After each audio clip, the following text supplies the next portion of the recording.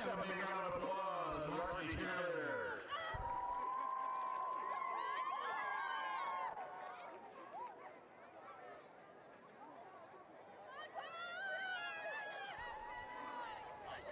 We had a driver's license turned into the booth.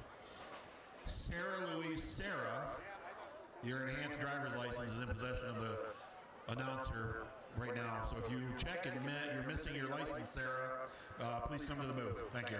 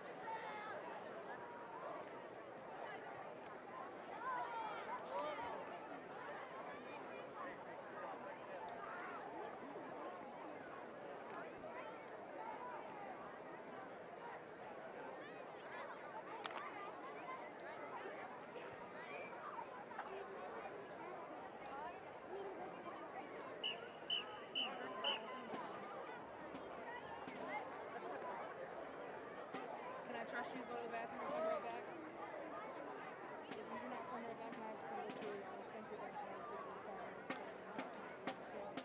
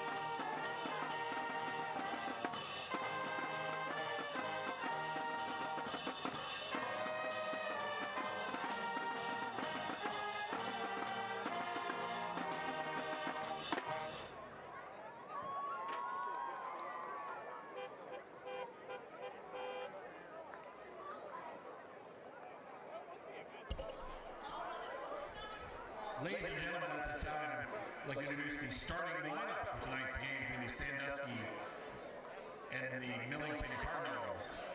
First to start is on offense for Sandusky. Junior, number 0, Gavin Phillips. Junior, number 1, Aiden Navarro. Senior, number 3, Chase Green. Senior, number 5, Marvin Kreitzman. Junior, number 7, Jack Betts. Sophomore, number 15, Nathaniel Tovar. Senior, number 52, Bryce Kelly. Senior, number 56, Brendan Ossenmacher. Senior, number 60, Brady Steve. Junior, number 62, Ryan McKinney. And junior, number 75, Colin Thompson. Sandusky's coached by Mr. Ryan Palmer, assistant coach Justin Trohill, Andrew Palmer, and Mike Stoliker. And now the defensive starters for your Millington Cardinals. Junior number 2, Layden DeLong. Senior number 4, Trace Molostin. Junior number 7, Evan Krieger. Sophomore number 9, Hudson Myers. Senior number 12, Garrett Woodward. Sophomore number 19, Brendan Washer. Senior number 21, Logan Myers. Junior number 23, Drake Terwilliger. Sophomore number 10, Colin Molostin. Senior number 56, Barry Washer. And that's it, right? Millington is coached by Mr. Jason Germain, assisted by Lenny Diantine, Gary Gillum, Jim Henderson, and Steve Bouvet.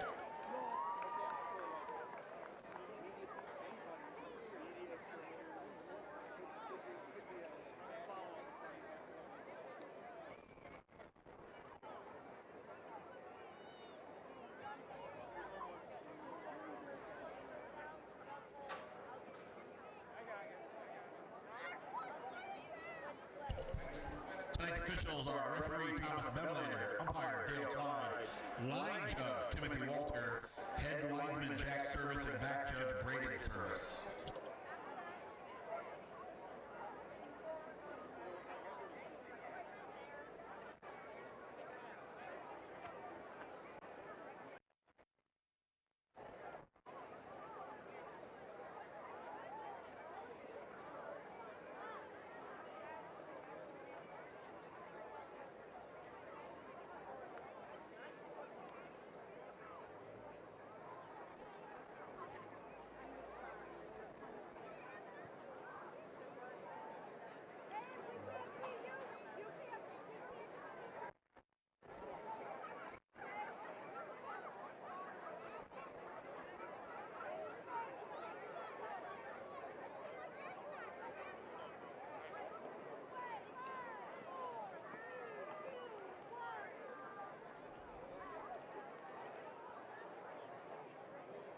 A reminder that Thumb Audio Video is providing streaming services for tonight's contest.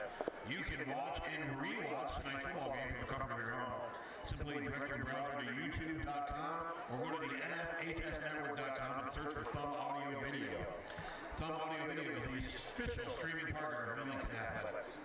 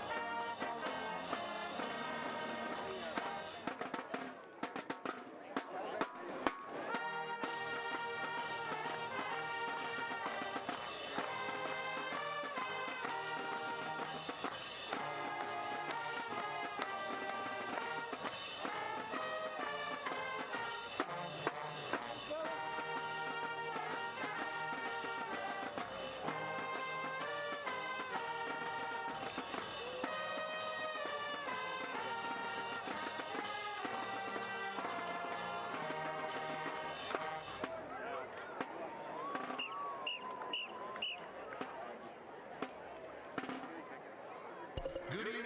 Welcome to Front Field at Millington Junior Senior High School for tonight's Big Thumb Conference matchup and homecoming football game between the visiting Sandusky Wolves and your Millington Cardinals.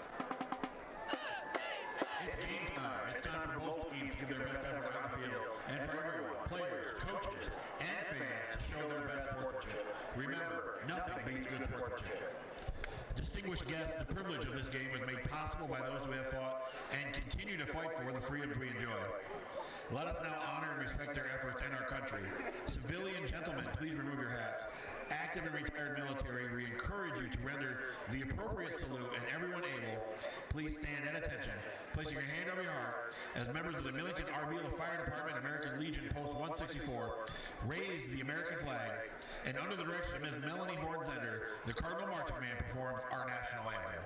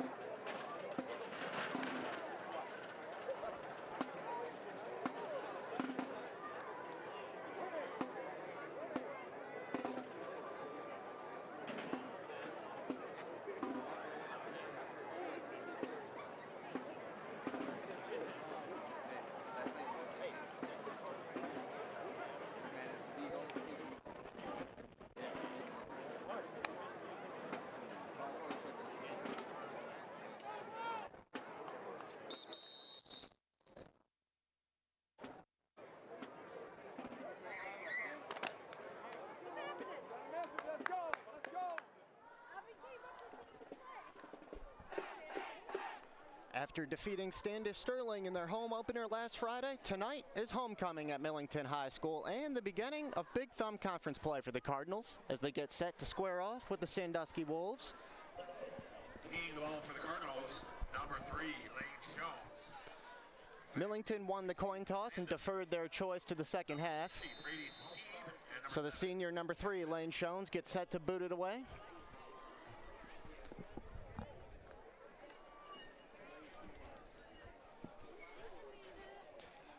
From left to right, the run up and the boot from Jones. It's a line drive kick fielded by Aiden Navarro. Navarro gets brought down at the 38-yard line. Taken by the Wolves. Millington coming into play 2-0. Wins over Reese and Sandusky Sterling. Sandusky 1-1, lost to Saginaw Nouvelle in their opener before defeating Marlette last Friday. So we'll see this Cardinal defense on the field first. It's the junior, number 7, the quarterback, Jack Betts, for Sandusky. Betts in the shotgun with a tailback to his right. Swings out a screen pass on the first play to Gavin Phillips, left side. Phillips may be back to the line of scrimmage. Very little doing there for the Wolves. Brings up second down.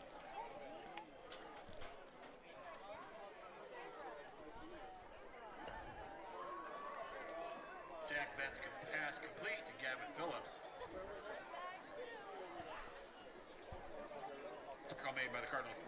Sandusky, as they get ready for this 2nd and 9. Coached by Ryan Palmer in his 2nd season, 4-7 overall, 3-6 a year ago, before the 1-1 I mentioned so far here in 2025. 2nd and 9, shotgun snap, Betts keeps up the middle. Brought down at the line of scrimmage, maybe even lost a yard. Going to set up a 3rd and long for the Wolves here. Chase Molostin on the stop there for Millington. Just over a minute gone, 10:55 and ticking first quarter. Teddy Rodquist here on Thumb Audio and Video. A beautiful 77-degree night at Furno Field. Sunny.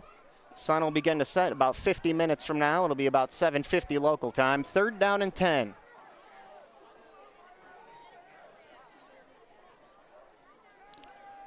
Betts back to pass, swings it out quick left side and incomplete over the head of his intended receiver, Nathaniel Tovar. Bring up 4th down, and it'll be a punting situation, a 3 and out for the Wolves. Nice start for this Millington defense.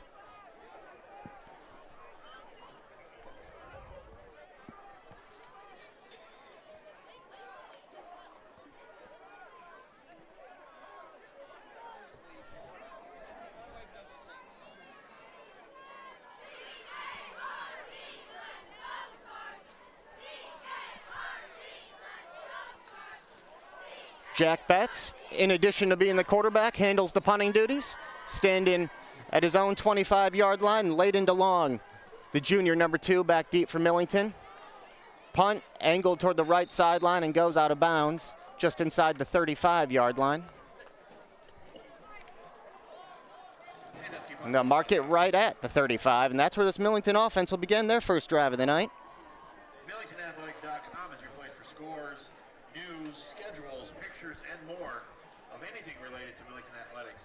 The site works great on your mobile devices. Just direct your browser to MillingtonAthletics.com. So after the defense forced a quick 3 and out, this Millington offense gets ready to go. Garrett Woodward, the senior, number 12, the young man at the controls of this offense. Millington red jerseys with white numbers, Millington across the chest, Cardinals on the back, red pants and white helmets. Shotgun snap, here's the give, Drake Terwilliger right side. Terwilliger out across the 40, stays on his feet, 45 midfield, down all the way inside the Sandusky 40. Terwilliger brought down at the 37-yard line of the Wolves.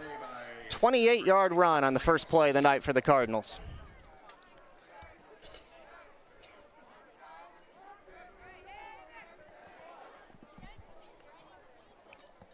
Drake Terwilliger, before that run, came into tonight 19 carries for 138 yards and 2 touchdowns on the season. He was 2 yards behind Hudson Myers for the team lead in rushing yardage. And now with that run, Terwilliger is back on top. Terwilliger will be out there again on this 1st and 10 play to the left of Woodward, who's in the gun. Snap to Woodward, hands it to Layden DeLong on an end around. Layden DeLong cuts it back inside. Brought down inside the 35, down to the 33. Layden DeLong, 2 punt return touchdowns in the opener against Reese. He's shown the shiftiness and big playability almost every time he's touched the football this year.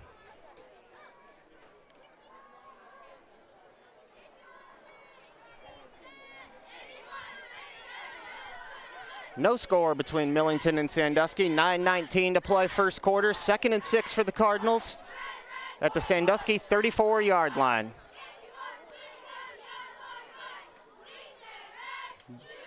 Garrett Woodward, little shovel pass to Layden DeLong, who bounces it outside to the left. He's got the 1st down and more. Layden DeLong still on his feet, and he's going to score. 34-yard touchdown run for Layden DeLong. Millington takes a 6-0 lead, little more than 3 minutes gone. Be curious to see the official scoring on that. It was a forward pass. Woodward flipped it underhand with the left hand to DeLong, who bounced it outside to the left. Took it 34 yards for the score.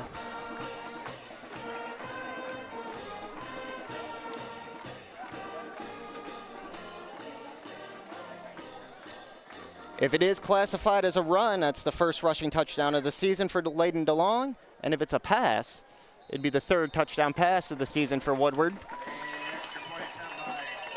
Lane Schoen's got the extra point up and good. 7-0 Millington with 8:57 to play, opening quarter. Great start for the Cardinals. Defense forces a punt, and the offense marches right down the field. A 65-yard drive, punctuated by the 34-yard run by Layden DeLong, the junior.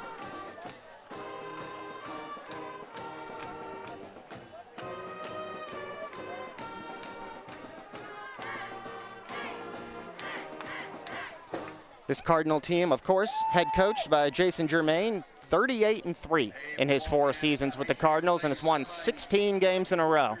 The 14-0 state title season a year ago, and now 2-0 so far this year, and off to a good start in their quest for 17 in a row. Don't miss out, grab a snack, and big thanks to Routine and Cooling. While you're at the concession stand, look how nice and cool everyone is in there inside tonight. Lane Schoen sent to send it away. Jack Betts back deep for the Wolves, standing at his own 5-yard line. Top of your screen, the run up in the boot from Schoen's. Will roll into the end zone for a touchback.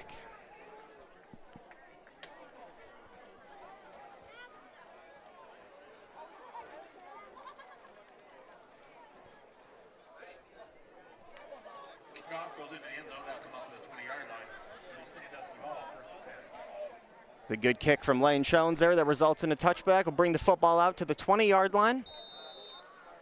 Sandusky out for their second offensive drive of the night. First one, a 3-and-out, a quick punt. Did not gain any yards on that first drive in their 3 plays. Empty formation here for Betts. He's got 3 receivers to his right, 1 to his left. Tovar's the one alone to his left, and he'll throw right side. Pass is batted down and nearly intercepted. First down pass attempt nearly intercepted by the Cardinals leading along. It was Colin Molostin, the sophomore, who got his right hand on it to break it up. Molostin on that play. Brings up second down.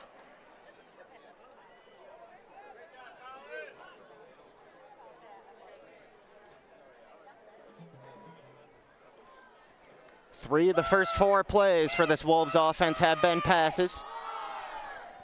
Ryan Palmer's got a lot of faith in Jack Betts' ability to throw the football, but he's facing a tough Cardinal defense. 2nd and 10. Designed run here for Betts. Up the middle. He'll pick up a couple of yards, but he'll set up another 3rd down and long. Jack Betts, the quarterback keeper. Stop made by the Cardinals' Hudson Myers. Gain of 2 brings up 3rd down. Gave Betts 2 on that run. Sets up 3rd and 8.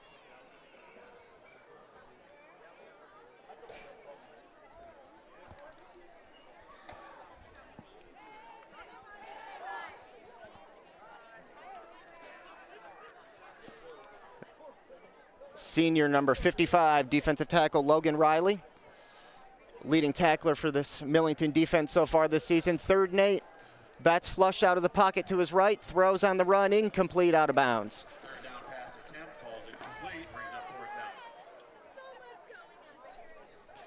Betts was looking for Gavin Phillips on that one, but threw it into the Sandusky sideline. Phillips didn't have much of a shot at it. 4th down and 8, 8:06 to play, opening quarter.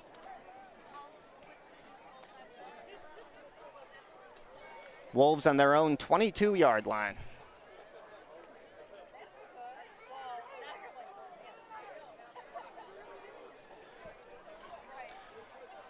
Breaking the huddle now, and as you would expect, this appears to be another punt. Betts standing at his own 10-yard line. Layden DeLong, who has the only touchdown of this game so far, back deep. And once again, the punt will go out of bounds. This one shy of midfield even. So great starting field position coming up for the Cardinals, who are looking to take a 2-score lead.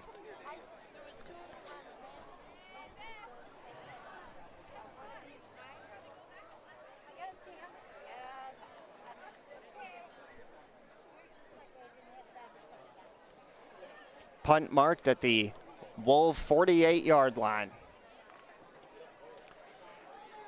So it was a 26-yard punt for Betts. Nothing on the return as it went out of bounds.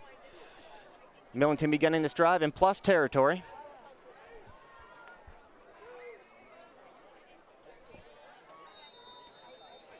Woodward in the shotgun. One back to each side of him. Handoff to Terwilliger, right side. Terwilliger inside the 40. Still on his feet. Will be brought down from behind inside the 30. Down all the way to the 26. A 22-yard run for Drake Terwilliger, the junior, number 23. And just as he did on the opening drive, the first play of the sequence, a long run for Terwilliger.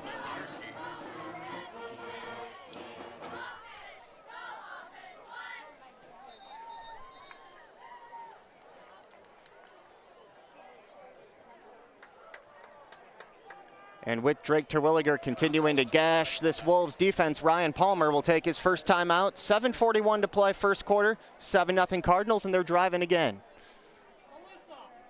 Weekly roundup for Millington Sports. The Millington girls golf team brought home a first-place finish on Monday at the Woodland Hills Golf Club in Sandusky, then placed second on Wednesday at the Verona Hills Golf Course in Bad Axe. Morgan Matusik had the lowest score of any golfer in each event. Congratulations to the girls golf team.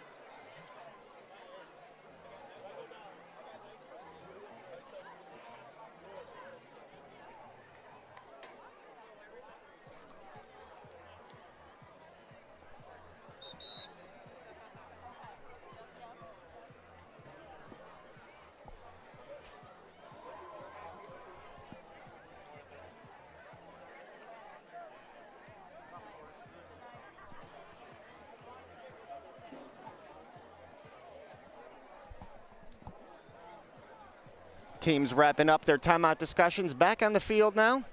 1st and 10 Cardinals at the Sandusky 26 after the 22-yard run by Drake Terwilliger. Woodward gives. This time it's Logan Myers. Logan Myers' first carry of the night. He'll fight his way down inside the 20. Logan Myers, the ball carrier, dragged down by Sandusky's Chase Green. Gain of 5 brings up second down.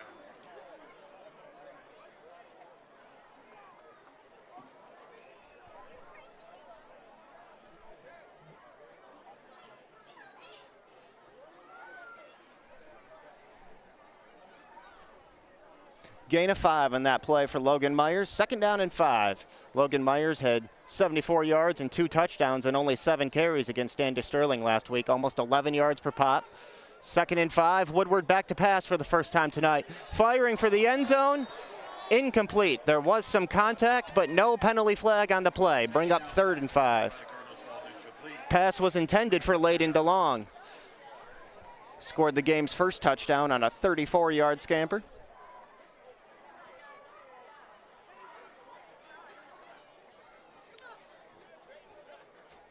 First 3rd down of the night for the Cardinals. Millington actually struggled a little bit on 3rd down in the opener against Reese, but they were much more efficient against the Panthers last week. Didn't even face very many 3rd downs in that 53-14 beating.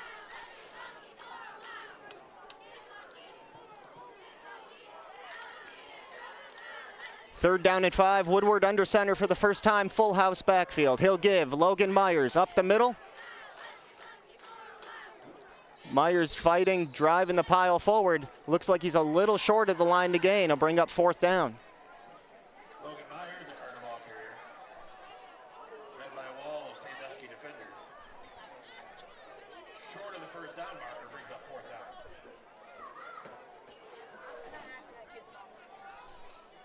Pick up a 3 on the play for Logan Myers. Got down to the 18-yard line. Brings 4th down and 2.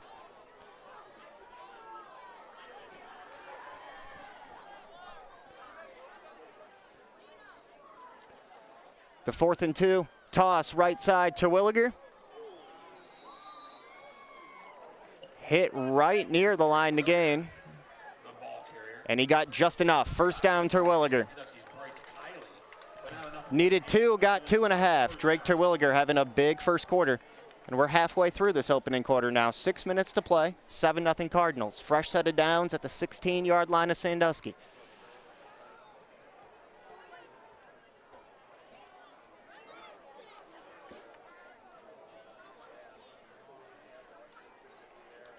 They'll go back to Terwilliger. Brought down at the line of scrimmage. A trio of Wolves in on that stop. Terwilliger, the ball carrier. Last 3 snaps for the Cardinals, we've seen A full house backfield, Terwilliger as the tailback. And Hudson Myers and Logan Myers both lined up as fullbacks in front of him.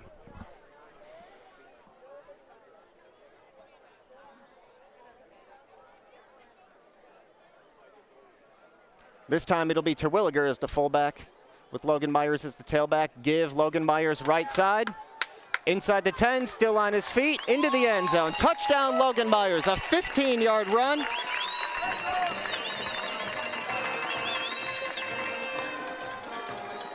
Third rushing touchdown of the season for Logan Myers, and with exactly 5 minutes to play in the first quarter, Millington takes a 2-score lead, 13-0 with the extra point pending.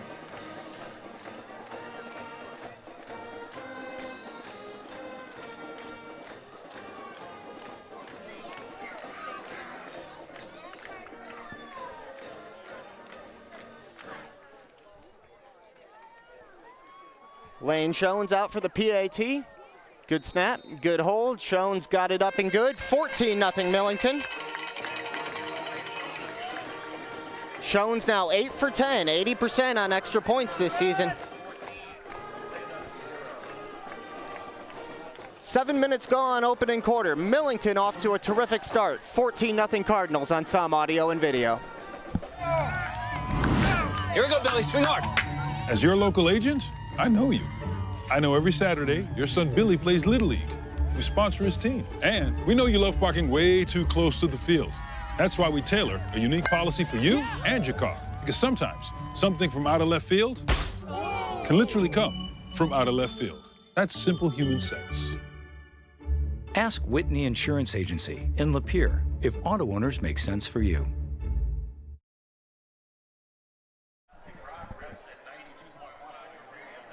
Welcome back to Thumb Audio and Video. 14-0 Millington over Sandusky. 5 minutes exactly left in the first quarter.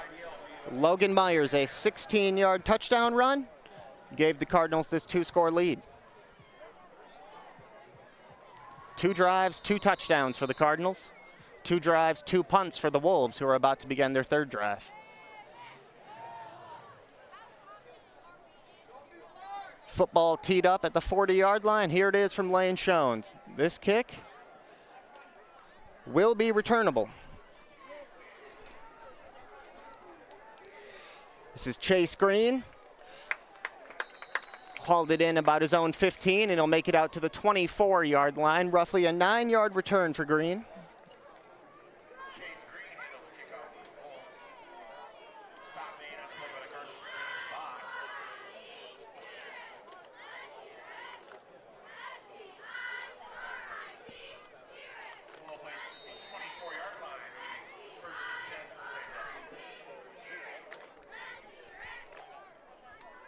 Logan Riley and Barry Washer on the interior of this Cardinal defensive line, a pair of seniors.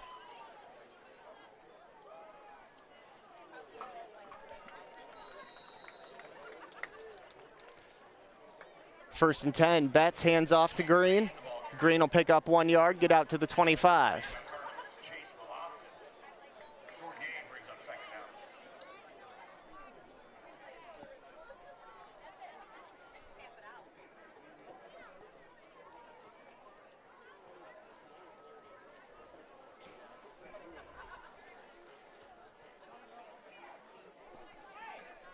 Chase Molostin, senior number 4, coming off the edge. Great pass rusher for the Cardinals. Had a big game last week, and he's got Hudson Myers, number 9, playing right behind him as the outside linebacker. 2nd and 9 for Sandusky. A little bit of an errant snap, but Betts bring it in. Under pressure, gonna get hit, gonna go down. Logan Riley with the sack. Second sack of the season for Logan Riley, leads the team. Mark it all the way back at the 12-yard line. Loss of 13 on the play.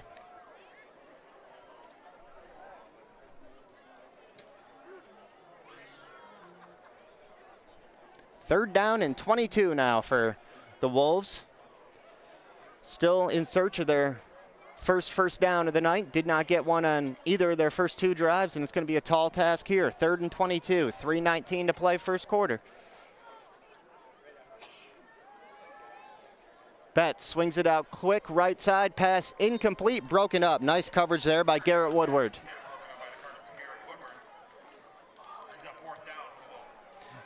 Garrett Woodward right on the hip of the intended receiver, Aiden Navarro, able to stick that left hand in there and break it up. 4th and 22.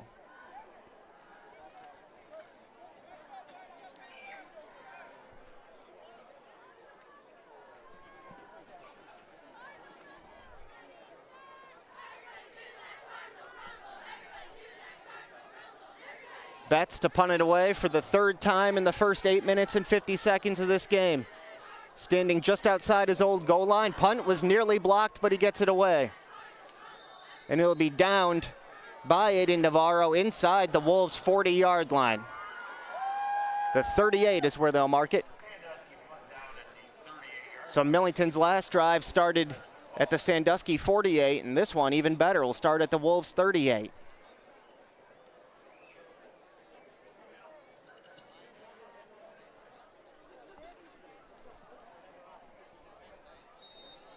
This Cardinal offense has been crisp, precise, efficient so far. 2 drives, 2 touchdowns.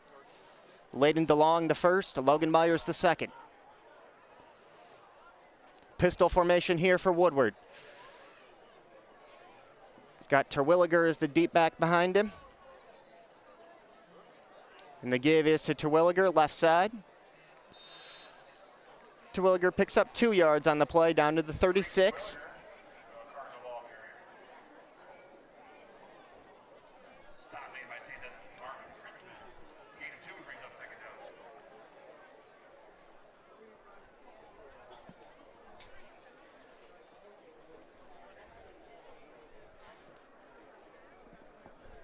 Third all-time meeting between these two schools. Millington's won each of the first 2. Played exactly a year ago, week 3 of last season, and the Cardinals won 62-28. 2nd down and 8. Woodward to pass, looking right side, throws, got it complete, Layden DeLong. DeLong will be brought down by Brandon Champo, but it's inside the 25-yard line. 1st down, Millington.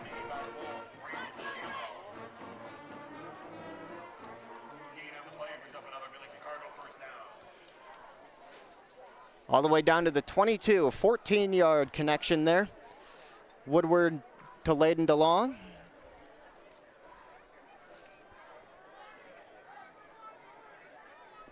Third catch of the season for DeLong. 1st and 10 just outside the red zone. DeLong in motion. The handoff goes to Logan Myers up the middle. He'll pick up a yard down to the 21.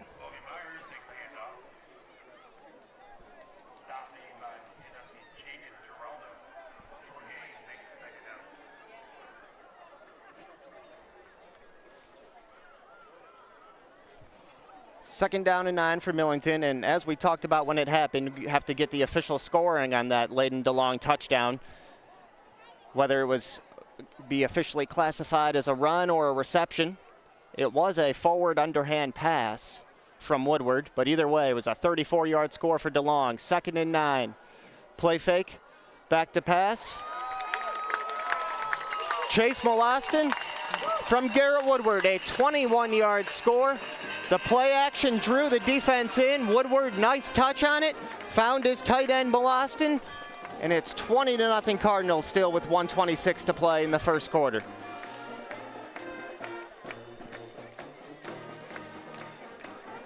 Woodward dropped it in the basket perfectly, as we see on the replay there in our thumb area and video monitor. Our thumb audio and video monitor, I should say. 2nd touchdown catch of the season for Chase Molostin and his 5th grab overall. 20-0 Millington. Lane Shones looking to make it 21. Snap, hold, Shones up and good, and it is 21-0 Cardinals. 3 different Millington players have found the end zone in the first 10.5 minutes of this game. Layden DeLong, Logan Myers, and now Chase Molostin. 21-0 Cardinals on thumb audio and video. Looking to score big in real estate? At Knockout Real Estate, we're your all-star team. Personal, fun, and ready to get the job done.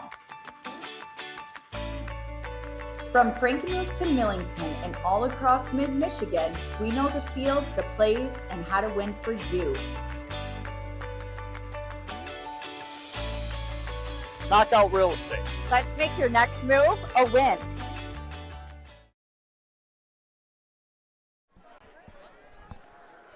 Garrett Woodward's third touchdown pass of the season. A 21-yard strike to Chase Molostin has given Millington a 21-0 lead with 1:26 to play in the first quarter. The Cardinals, at the end of one, were leading Standish Sterling 20-0 a week ago, and they're even a point better this week, 21-0. Schoen sends it away.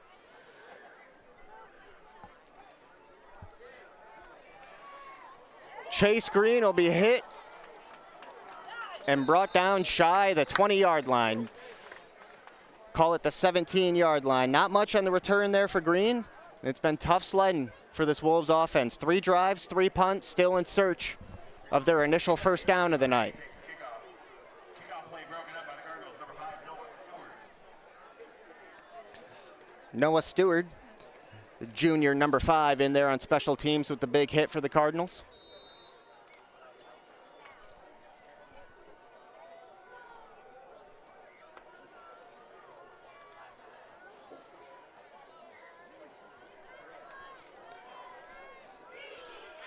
Jack Betts in the shotgun with Chase Green to his left. Tries the quick hitter right side, incomplete. It was intended for Gavin Phillips. 2nd down and 10.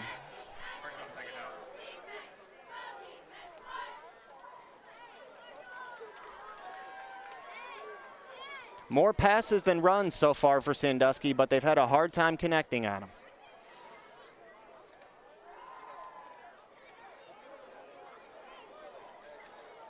We'll get the same look here on 2nd and 10 as we did on 1st and 10.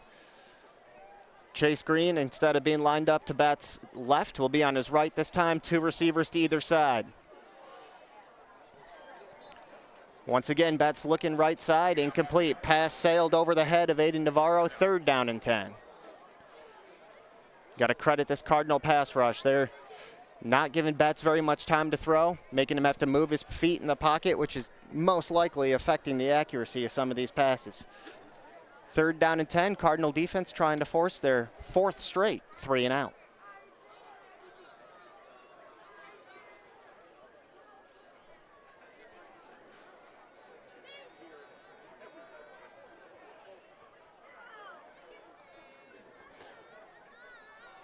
Third and 10, Betts throws right side. This time he got it complete to Aiden Navarro, but he's going to be, thought he might be a little shy, but they did give him enough for the 1st down. Out to the 27-yard line, pickup of exactly 10. That's what the Wolves needed. Their first down of the night comes with just over a minute to play in the first quarter. 21-0 Millington.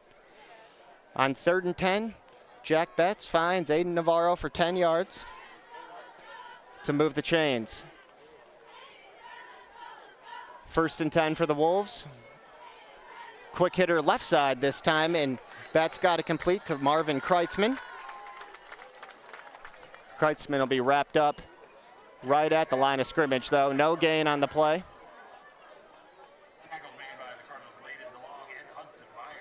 Driven backwards on the play after he made the catch by Layden DeLong and Hudson Myers. Down to 17 seconds to play in the opening quarter. Wolves do not have to snap it again if they don't want to, but they likely will. Down to 6 seconds. Betts does get the play off. Looked right side, then tucked it back, and will keep it up the middle. No gain on the play. That'll set up a 3rd down and 10 when we come back to begin the second quarter. After 1 on Thumb Audio and Video, all Cardinals, 21-0 Millington over Sandusky. Here we go, Billy. Swing hard. As your local agent, I know you. I know every Saturday your son Billy plays Little League. We sponsor his team. And we know you love parking way too close to the field. That's why we tailor a unique policy for you and your car. Because sometimes something from out of left field can literally come from out of left field. That's simple human sense. Ask Whitney Insurance Agency in Lapeer if auto owners make sense for you. You're up. There's an old saying, you can never have too many officials. The age of the average official is 52 and getting older all the time. We're constantly recruiting new people, younger people to join us. After you register with the MHSAA, look on the website to find an officials association near you. They'll put you in a position to succeed as an official. We all learned a lot from high school sports, and officiating is a great way to give back to the game. There's help wanted, just whistle. Touchdown, Champions.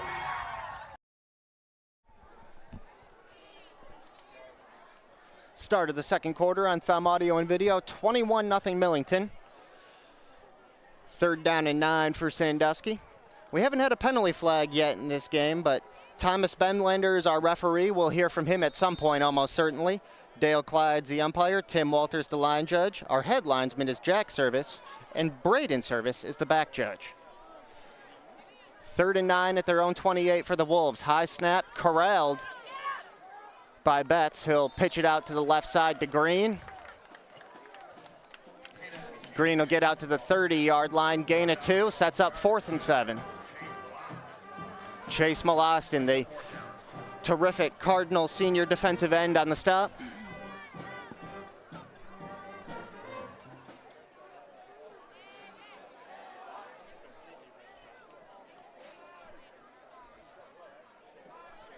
Fourth down for the Wolves inside their own 30-yard line, and Betts will line up in the punt formation once again. 4th consecutive punt forced by this Millington defense. Betts gets a low punt away that will take a Wolves bounce past midfield, and Aiden Navarro will touch it dead at the 48-yard line. So the Cardinals in their own territory to begin this drive, but once again, very good starting field position.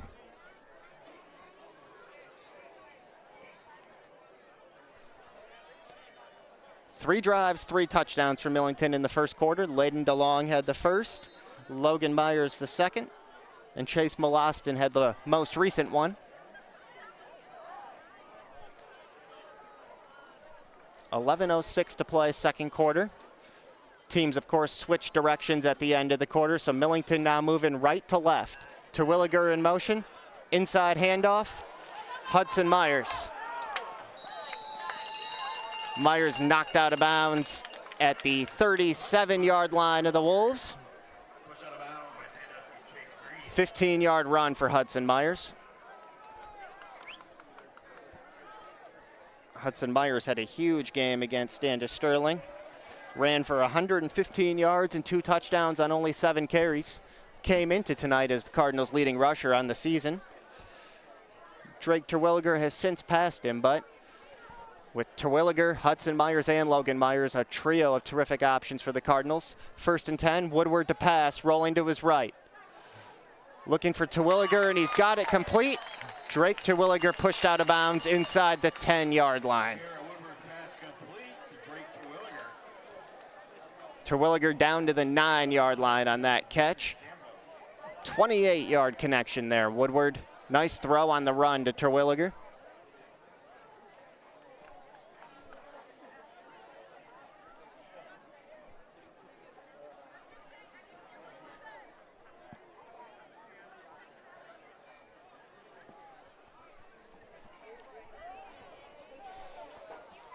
First and goal at 10 for Millington. Layden DeLong moves across the formation in motion. Screen pass left side. It's Brendan Washer. Driving forward, still on his feet. Washer inside the 5, down to the 4-yard line.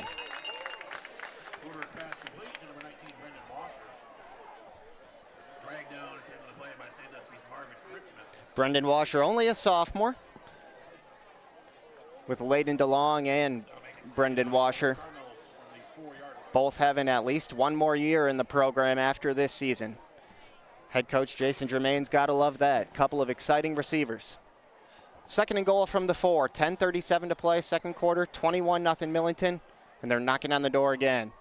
Handoff, Drake Terwilliger right side, into the end zone. 4-yard touchdown run, Drake Terwilliger. His first touchdown of the night. 4 Cardinal touchdowns, 4 different Millington players have scored them, and with 10:32 in the second quarter, it's now 27-0.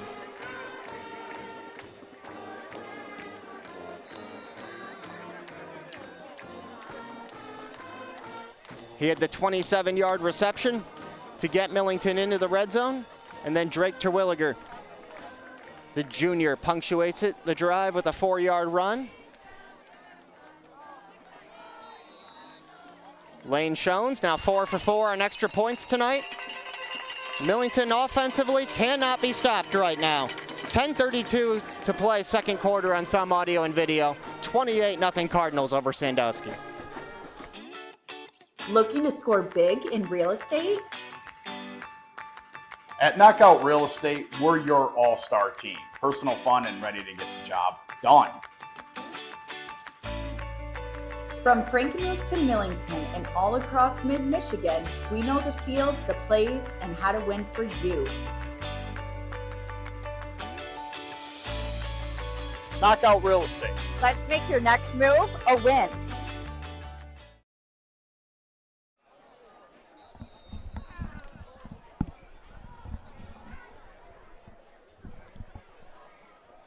Drake Terwilliger continues to add to his big first half.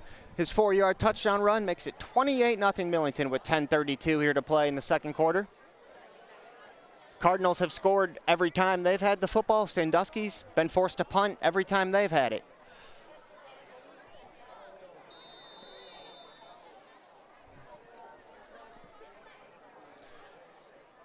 Millington had a 39-0 lead at halftime last week against Sandusky Sterling. Cardinals look like they're trying to do something similar again tonight. Lane Schoen sends it away. Brady Steeb on the return, left side. Steeb still on his feet. Good return there for the Wolves as Steeb gets it out past the 40-yard line. That'll be the best starting field position Sandusky's had in this game. Brady Steeb handles a kickoff for the Wolves. Pushed out of bounds and didn't play by the Cardinals. Lane Schoen. Brady Steeb, the senior, the rare offensive tackle / defensive end that also returns kicks, rocking jersey number 60. That's awesome. Steeb got all the way out to the 41. Sandusky picked up their first down of the game the last time they had the football, but they were still forced to punt.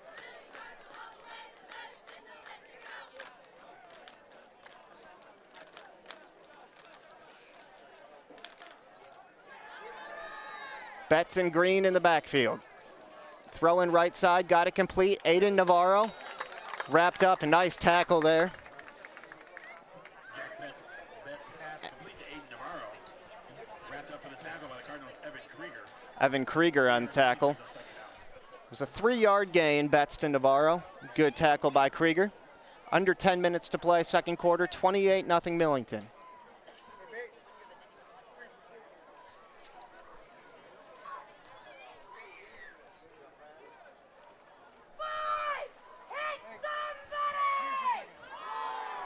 Second and 7 for the Wolves at their own 44.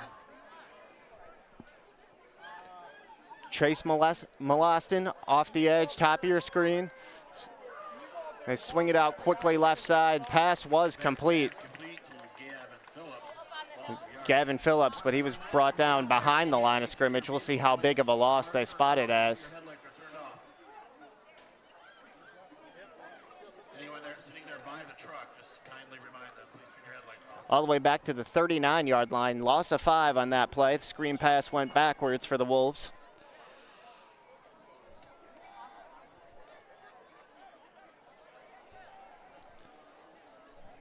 So another 3rd and long for Sandusky. This one 3rd and 12.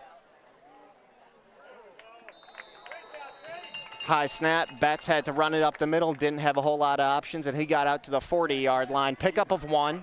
Bring up 4th and 11. Chase Molostin in there again. Have a student ID turned in, Amy Hyde. If you're missing your Millington Junior Senior High School student ID, we have it here in the booth. Just go up to the booth. I have it in possession for Amy Hyde.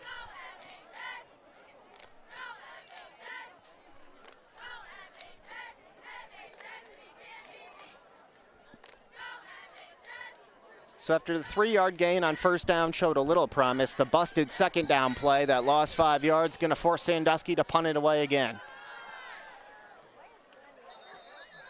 And we'll get our first whistle, our first penalty flag potentially of the night before this play. Nope. They're first. Timeout called by Millington. 8:13 to play first half. Millington, 28-0 over Sandusky. All right, this is Adam, take 2. Mark? I guess. I go like this. The best part about playing football in Texas has to be the reaction from the community. I want to encourage others to play volleyball or choir because you get to experience new things and do stuff that you've never done before. My reason why is passion. My reason why is pride.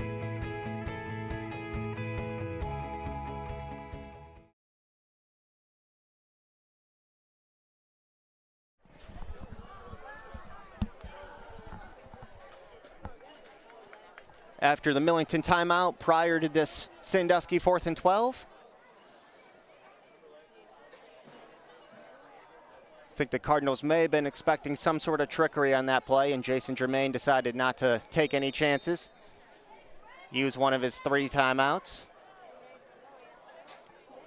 This time Betts does kick it away. It's a short kick.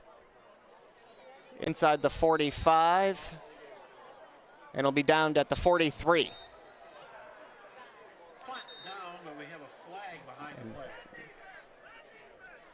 We do have our first penalty flag of the night coming up here, so we will hear from Thomas Bemlander for the first time.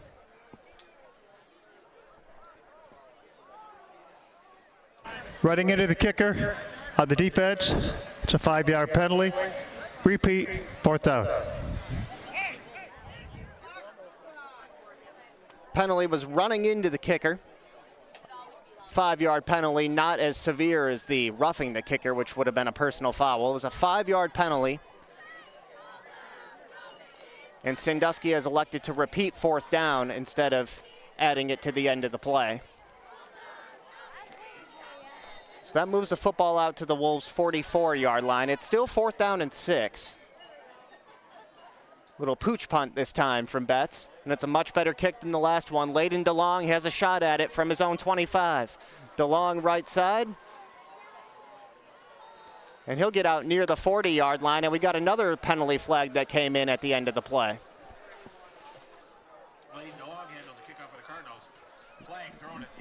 DeLong got all the way out to the 41 on the return, a 16-yard return, but we got to see what this laundry's about.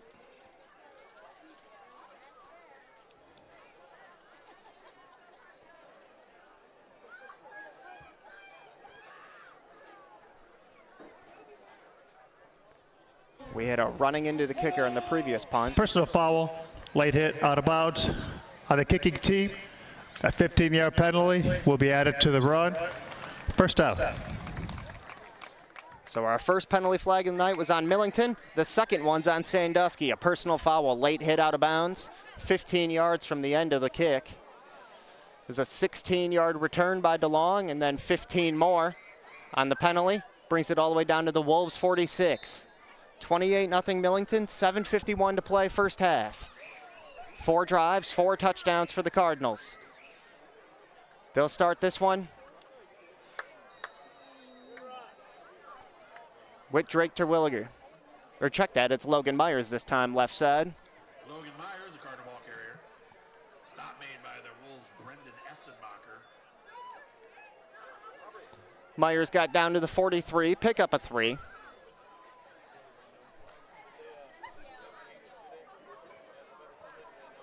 Logan Myers has one of the 4 Cardinal touchdowns so far in this game.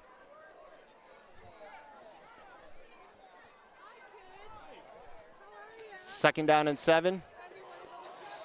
Busted play there as Woodward tried to run the read option with Terwilliger and briefly fumbled it and just fell on top of it. Just outside the 45-yard line. Loss of 1 on the play, sets up 3rd down and 8.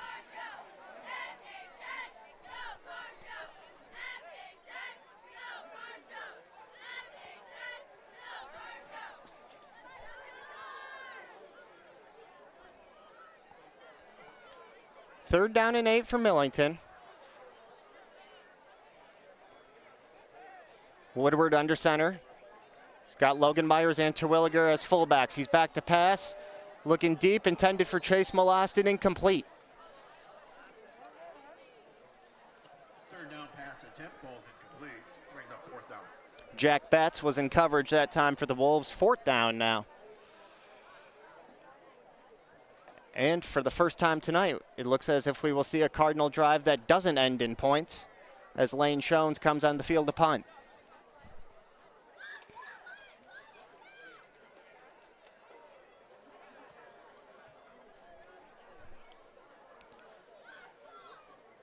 Shones standing at his own 43.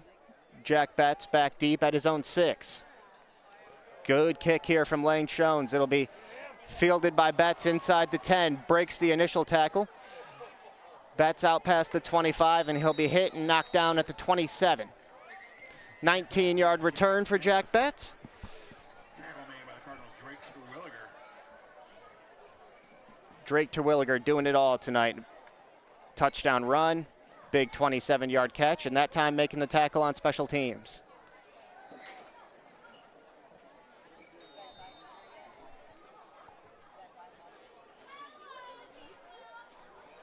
.6:12 to play first half on Thumb Audio and Video.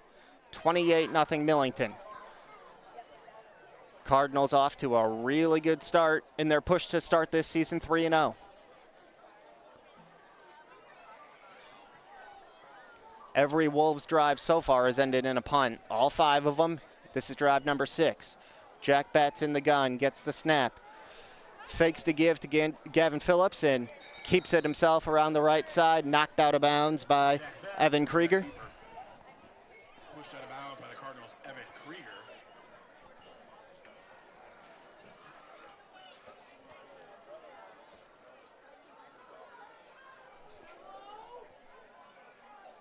It was enough for a first down for Betts, 10 yards, out from the 27 to the 37.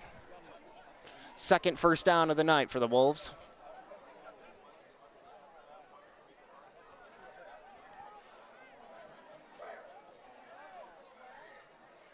Two receivers to either side. The right side is the boundary, the left side is the field. Betts looking deep left side, and he's got his man. It's Nathaniel Tovar, who's going to take it the distance. It's a 62-yard touchdown as of now. There is a penalty flag, but it looks to be pass interference, which Sandusky will decline. There's a flag on the play. Take a look at our Thumb Audio and Video replay here. It was Brendan Washer in coverage.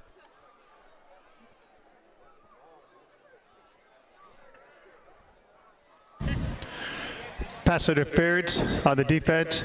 That penalty is declined. The result of the play, touchdown. They did tag Brendan Washer for pass interference.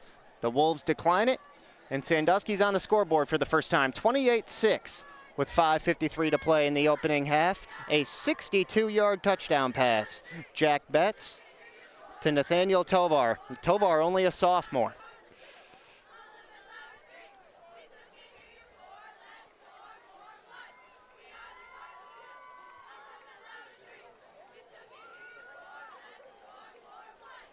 Talked about it before the snap. The left side was the field there, the wide side of the field, a lot of space out there. Tovar was able to get a step, and Betts did a nice job of airing it out and letting him run underneath it. Got a discussion between a couple of the officials right now. It's our referee, Thomas Benlander, and one of the other officials talking on the far side of the field, just outside the 10-yard line.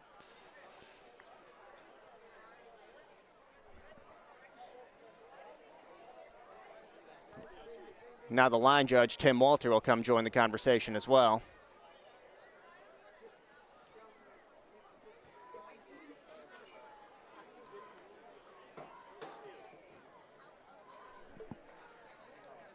You'd see 4 officials in there discussing something. Not exactly sure what. We just had a 62-yard strike for a touchdown for Sandusky. No announcement coming from Benlander. We're going to be set to go here for the 2-point try.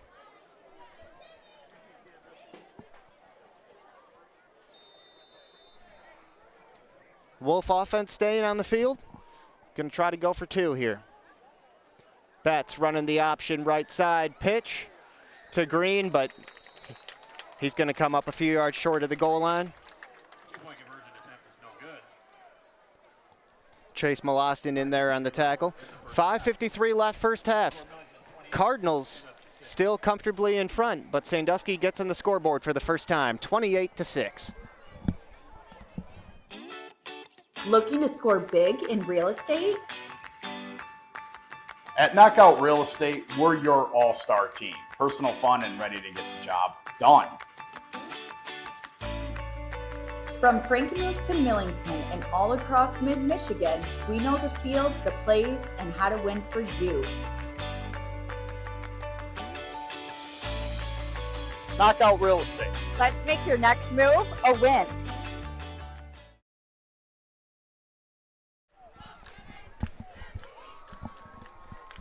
.553 to play first half, 28-6. Millington leads the Sandusky Wolves. 62-yard touchdown pass from Jack Betts to Nathaniel Tovar has put Sandusky on the scoreboard for the first time. Layden DeLong and Brendan Washer back deep. The kickoff was a line drive that hit Evan Krieger in the foot and ricocheted, fortunately, right to one of his Cardinal teammates. Lane Shones was the one who caught the deflection there. And good thing Shones did, because since that hit Krieger, that was a live football, and Sandusky could have recovered. But Shones was able to bring it in at the 40-yard line.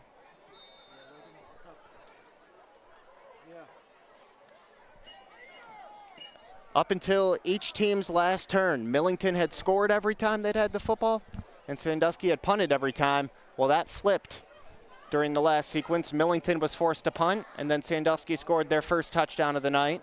Tried to go for 2, and it was unsuccessful. 28-6.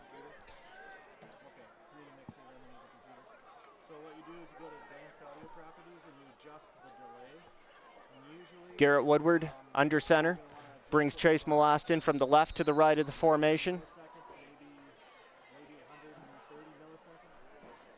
But we got a whistle before the snap here. The second. Before this 1st and 10 play at their own 40-yard line, the Cardinals will call their second time out of the half. Here we go, Billy. Swing hard. As your local agent, I know you. I know every Saturday your son Billy plays Little League. We sponsor his team. And we know you love parking way too close to the field. That's why we tailor a unique policy for you and your car. Because sometimes something from out of left field can literally come from out of left field. That's simple human sense. Ask Whitney Insurance Agency in Lapeer if auto owners make sense for you.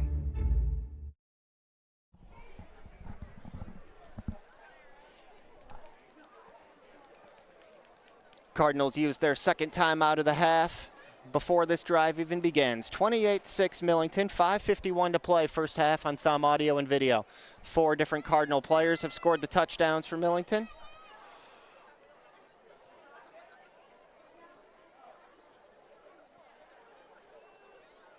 Layden DeLong, Logan Myers, Chase Molostin, and Drake Terwilliger have found the end zone so far.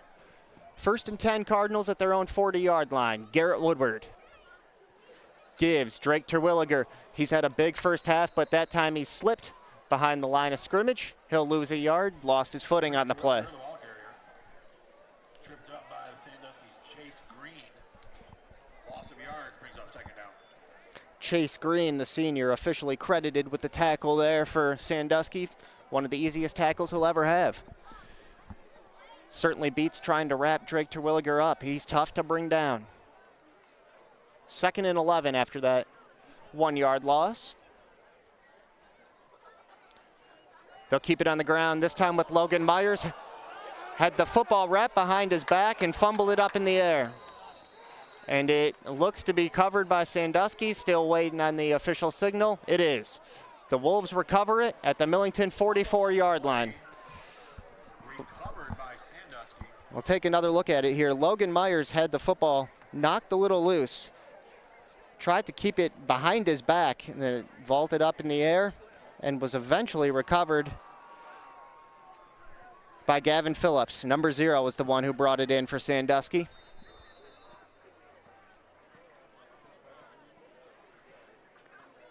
Keith Brown had a shot at bringing it in for Millington, but Phillips just beat him to it.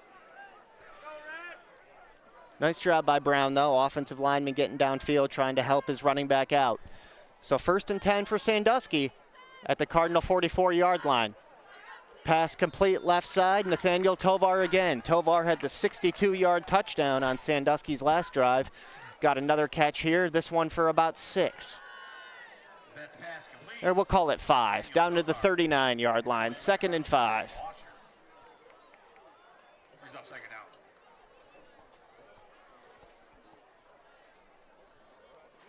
Betts to sling it again, under pressure, gonna get hit and go down.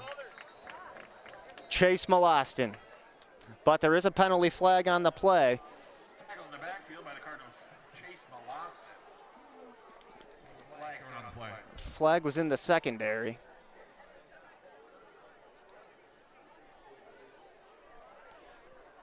Here's Thomas Bemlander, our referee. Illegal motion on the offense. A penalty is declined. 3rd down. Illegal motion on the Sandusky offense. Would have been a 5-yard penalty, but Millington elects to decline it. Bring up 3rd down on the sack by Chase Molostin.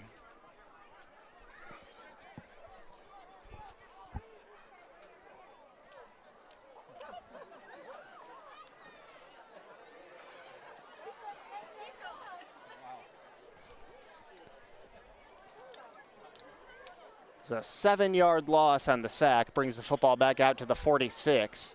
3rd down and 12. So it's a smart move by Millington to decline the penalty. Much rather give Sandusky 3rd and 12 than 2nd and 10.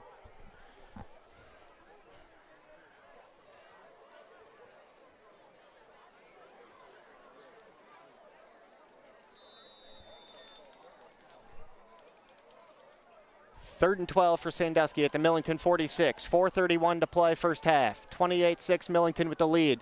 Betts throws over the middle, intercepted Garrett Woodward. Woodward still on his feet, out across the 40, and he'll be knocked into the Sandusky bench out of bounds. 2nd straight week, Garrett Woodward's had an interception. Last week, he ran it back for a touchdown, and this time, it swings the momentum back in Millington's favor. 4:20 to play, first half. Garrett Woodward's interception. Millington leads 28-6.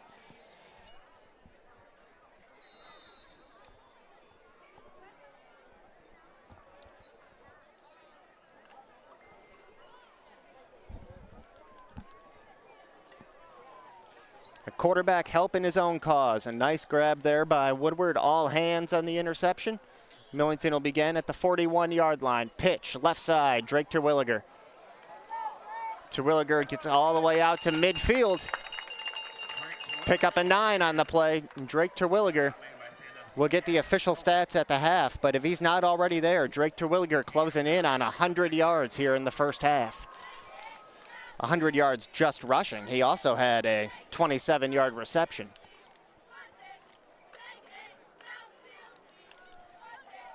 Second and 1 for the Cardinals at midfield. This could be a spot on the field and a down and distance where you look to take a deep shot to Layden DeLong. But instead, they'll keep it on the ground. Logan Myers, who lined up as a fullback that time, bulldozing his way, still on his feet, and finally will be dragged down at the 22-yard line. 28-yard run for Logan Myers, shed multiple tackles along the way.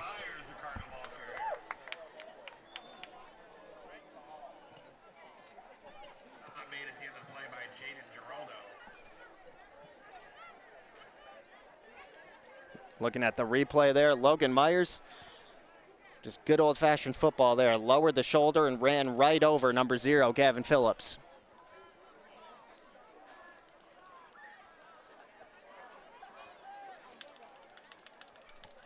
First and 10, just outside the red zone, 21-yard line. Play fake, Woodward looking end zone. Got it complete. Nice adjustment there by Layden DeLong. His 2nd touchdown of the night. A 21-yard pass from Woodward to DeLong. Great job locating the football. There is a penalty flag on the play, but I think this will be pass interference just like we saw in the Sandusky touchdown, so Millington will decline it. Pass interference on the defense. That penalty is declined. The result of the play, touchdown. Sure was. Pass interference. Penalty declined. A 21-yard touchdown for Layden DeLong. 34-6 Millington, 3:02 to play opening half. Layden DeLong, only a junior. What a special player for the Cardinals. Lane Shones out for the PAT. This one no good, wide to the left. First miss of the night for Shones, but it's still a 28-point Cardinal lead. 34-6 with 3:02 to play in the first half. Layden DeLong having a big night on Thumb Audio and Video. You're up. There's an old saying, you can never have too many officials. The age of the average official is 52 and getting older all the time. We're constantly recruiting new people, younger people to join us. After you register with the MHSAA, look on the website to find an officials association near you. They'll put you in a position to succeed as an official. We all learned a lot from high school sports, and officiating is a great way to give back to the game. There's help wanted, just whistle. Touchdown, Cardinals.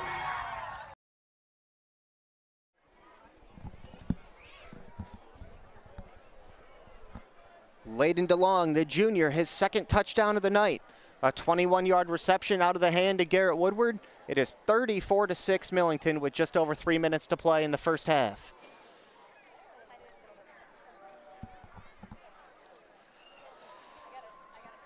Cardinals with a 28-point lead, and Millington will receive the second half football. They'll get the football to start the second half.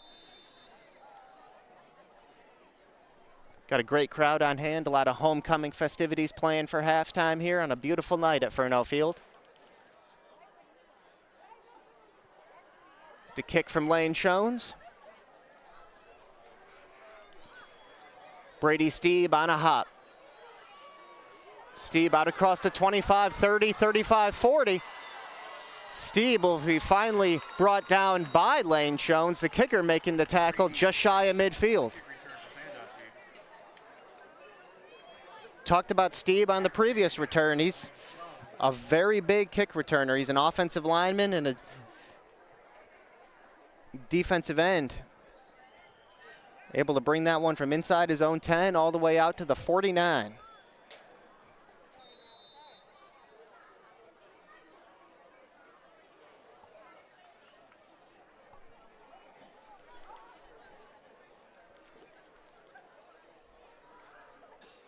So after his 39-yard return, Brady Steeb, number 60, lines up at right tackle. Gotta love it. 1st and 10 for the Wolves. Betts back to pass, looking over the middle. Got it complete, Nathaniel Tovar. Tovar absorbs a hit, stays on his feet, brought down at the 24. 26 yards on the pitch and catch. Betts to Tovar. Nathaniel Tovar had the Wolves touchdown. And this Sandusky passing game, after a shaky start, beginning to gain some traction now.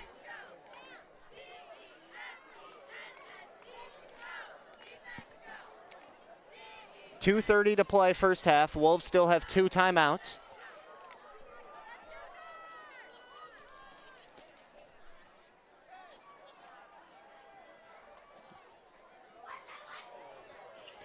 Betts pass incomplete left side. He was looking for Tovar again and had him open, but couldn't put it on him. 2nd and 10 with 2:17 to play.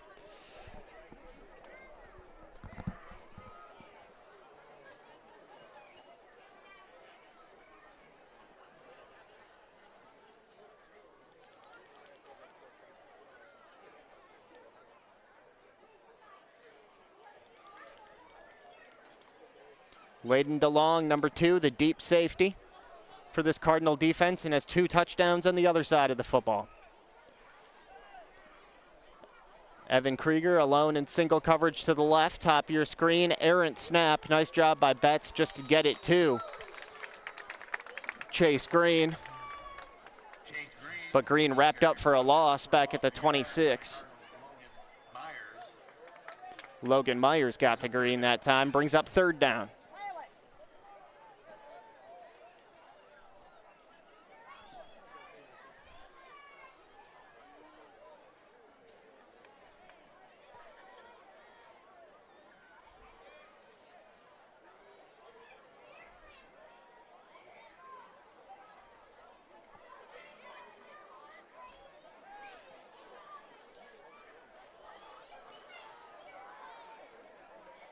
Krieger, the cornerback, top of the formation, and there are 4 receivers bunched up to that left side, and we're going to get a penalty flag here. Could be illegal formation.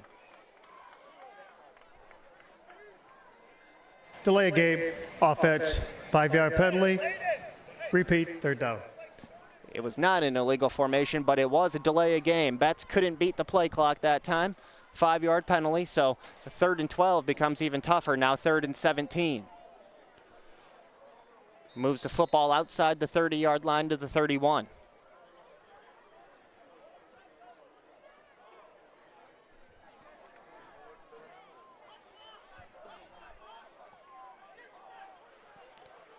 Sandusky coming out in the same look. 4 receivers to the left, 1 to the right.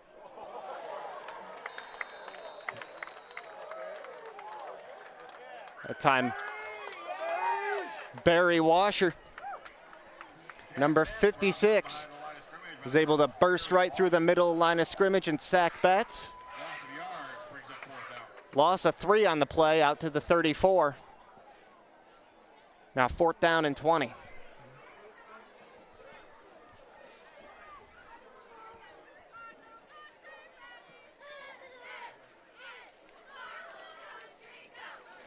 First sack of the season for Barry Washer. 43 seconds and moving in this opening half. 34-6 Millington. 4th and 20 for Sandusky at the Millington 33, and the Wolves will take their second timeout.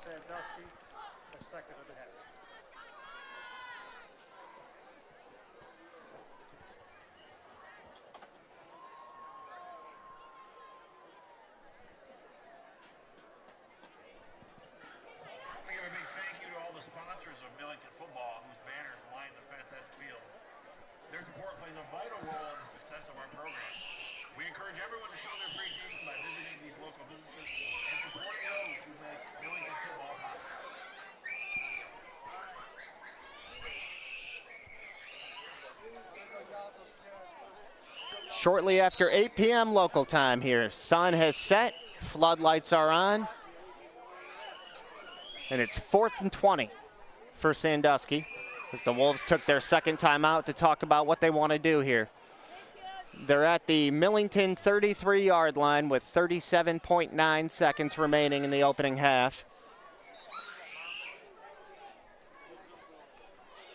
Probably too far to attempt a field goal here at the high school level. It would be a 50-yard try from here. That'd be quite a kick to ask a high schooler to make. The offense going to stay on the field on this 4th and 20.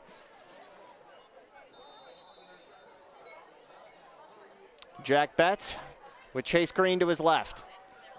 Betts over the middle, got it complete. Nathaniel Tovar, and he's going to score again. Second touchdown of the night for Nathaniel Tovar. This one from 33 yards out on 4th and 20.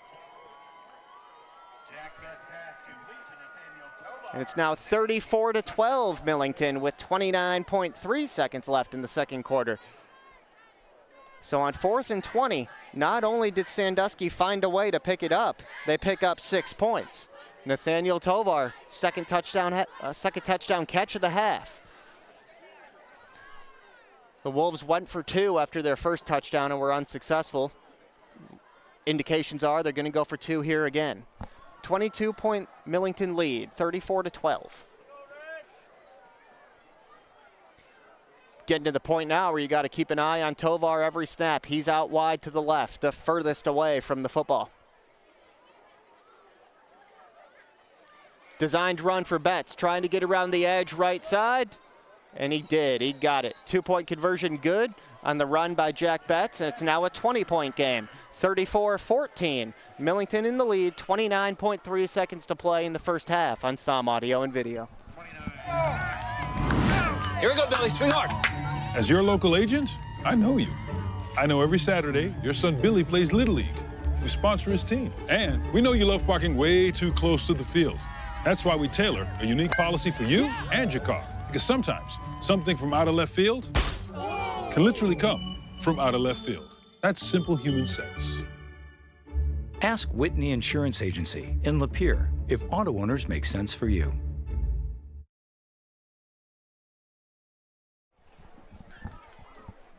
Nathaniel Tovar's second touchdown catch of the night.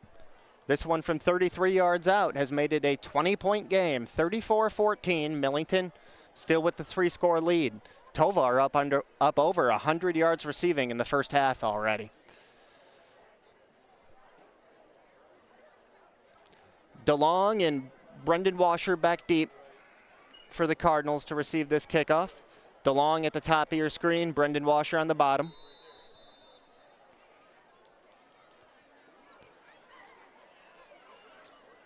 Kick was a line drive that goes out of bounds inside the 30-yard line, but with the penalty, that'll bring it out to the 40-yard line.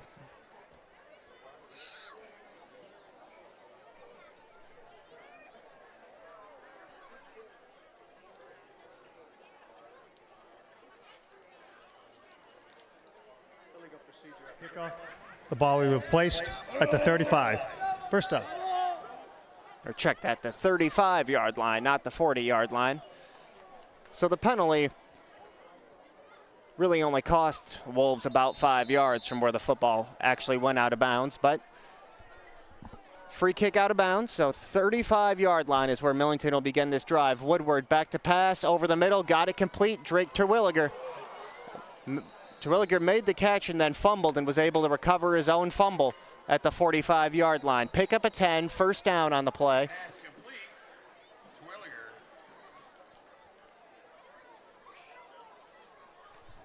21.2 seconds to play. Millington not taking a timeout, clock moving, and Woodward will clock it. He'll spike it.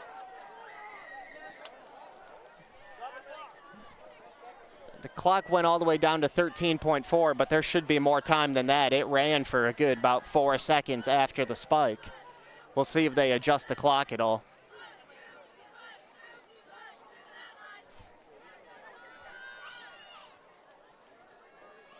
Officials are getting together now, and I think they will add some time. This game clock reads 13.4, but that should be more like 17.4 or at least 16.4. It kept running for a few seconds after the Woodward spike.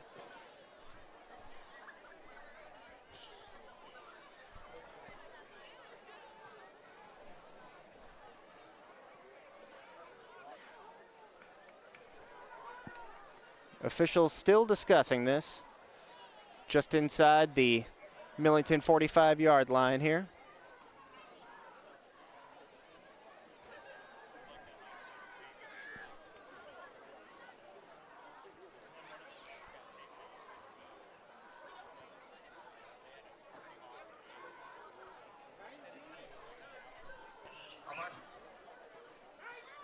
Thank you, Lenny. 19 seconds on the clock, 19 seconds. Thank you.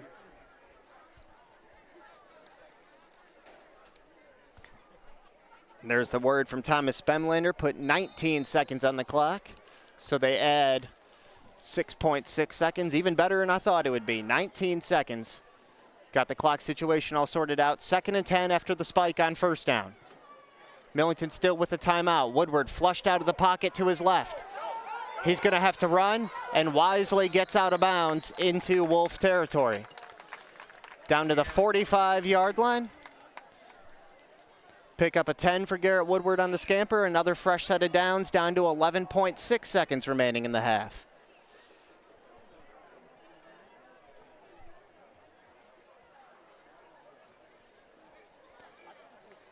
.6 seconds at the Sandusky 45-yard line. 1st and 10 for Millington, and the Cardinals lead 34-14 with 11.6 seconds.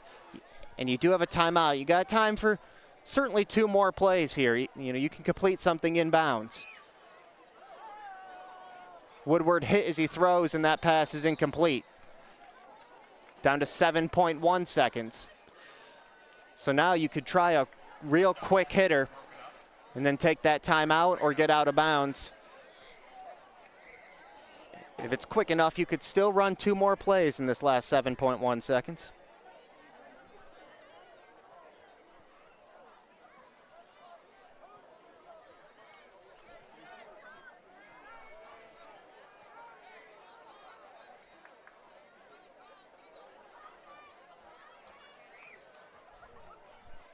2nd and 10. 5-step drop for Woodward. Now he'll have to roll out of the pocket to his right. And Woodward will keep it himself and get out of bounds as the half expires. But at the break, 20-point lead for the Cardinals on homecoming. 34-14, Millington over Sandusky. Layden DeLong with 2 touchdowns.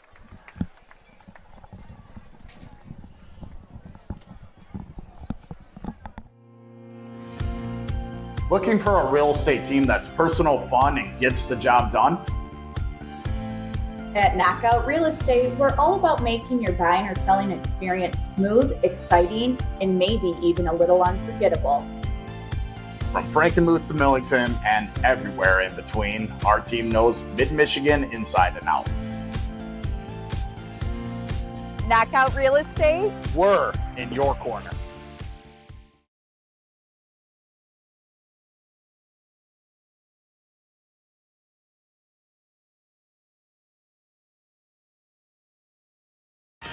What rhymes with great?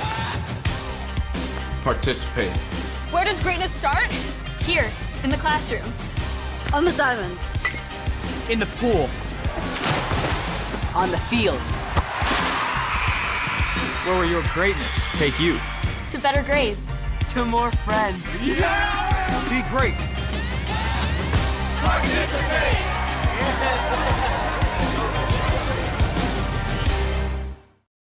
Today I'm going to tell you about sportsmanship because it's important. Treat your opponents the way you would want to be treated. My mom says that. Listen to the referees. It's their job. Be nice to their team and our team. Cheer them on. Always play fair. It's the right thing to do. It's sportsmanship. It's not that hard.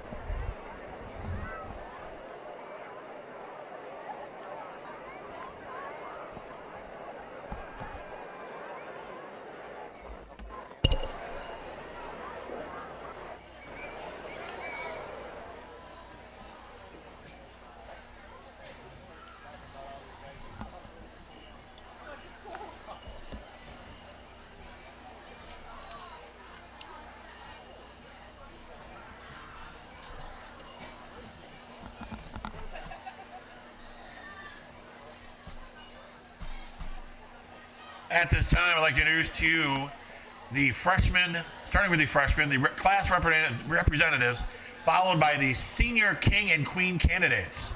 First, the freshman representative, Kylie Ross.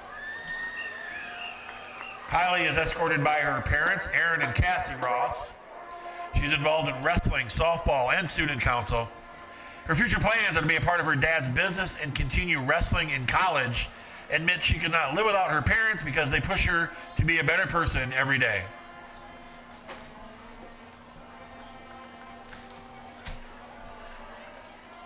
Our second freshman representative is Bentley Schafnitz. Bentley's escorted by his mother, Tiffany Schafnitz, and his stepfather, Justin Hitzman. Ben is involved in football, powerlifting, and motocross racing. His hobbies include hunting, riding dirt bikes, and hanging out with friends. His future plan is to excel at motocross racing, and Ben admits that he couldn't live without his dirt bikes. For the parent message, Ben, you are growing into an amazing young man. Your hard work and dedication shine through in everything you put your heart into. We love watching what you do, whether it's out on the football field, in the hunting blind, or on the racetrack. Always remember, believe in yourself because we believe in you more than anything, and we love you.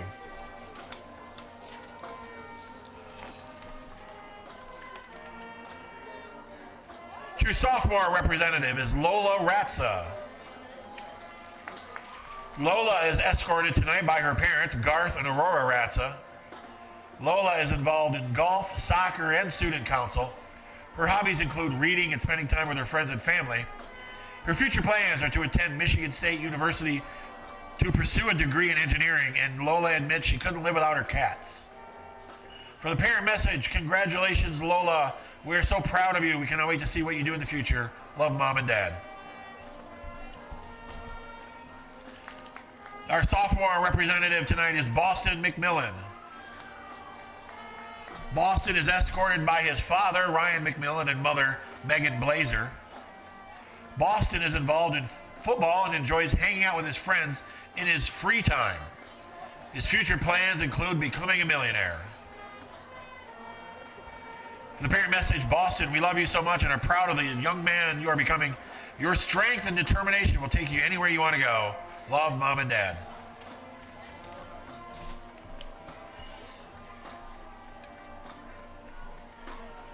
Here's junior representative is Kendall Weekman. Kendall is escorted by her parents, Tara and Brandon Weekman. Tara is involved in cheerleading, track, and gymnastics. Her hobbies include hanging out with her friends and her cats and lying in her bed. Kendall's future plans are to coach varsity gymnastics and buy 3 cats.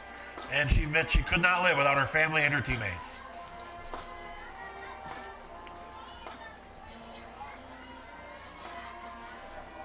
For the parent message, Kendall, where is the time gone that has gotten us here? We cannot believe it is your junior year. The years have flown by and you've come so far. You're an all-state gymnast and just bought your first car. Enjoy these moments as they are gone too soon. Just always remember, we love you, Kendall, Mom and Dad. Our junior representative is Eli Thompson. Eli is the son of Herb and Renee Thompson and is escorted tonight by his mother, Renee, and his sister, Peyton Thompson. Eli is involved in football, powerlifting, and track, and his hobbies include gaming and hanging out with his friends. Future plans are to finish high school and go to college, and the one thing Eli admits he cannot live without is tacos. Congratulations, parent message, congratulations, Eli, we're very proud of you. As you stand there, it is hard to imagine that we once held you in our hands. It has been a fantastic journey watching you grow and succeed. Keep pushing toward your goals and remember our motto, no one cares, work harder, love Mom, Dad, and Peyton.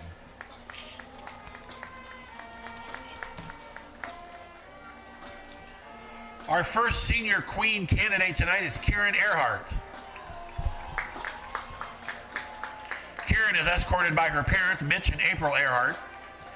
Kieran is involved in student council, creative writing club, the English academic team, concert band, and is the drum major for our Millington High School marching band.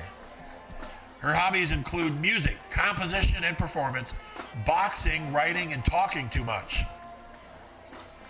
Her future plans are to go to college and pursue a degree in music education and admits she couldn't live without her cat, Quincy. For the parent message, Karen, we cannot believe you're already graduating this year.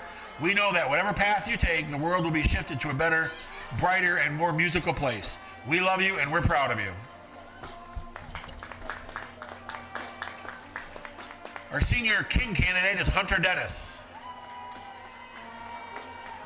Hunter is escorted by his parents, Mark and Valerie Dennis.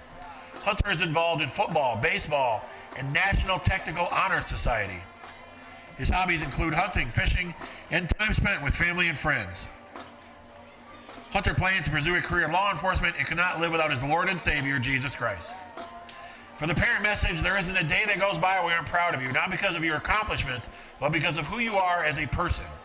You are kind, respectful, true to your word, and you always put others first. You're not scared to work hard to meet and exceed your goals. Raising you has been the greatest source of joy in our lives. We cannot wait to see where your path leads. You are destined to accomplish great things. Mom and Dad will always love you to the moon and back.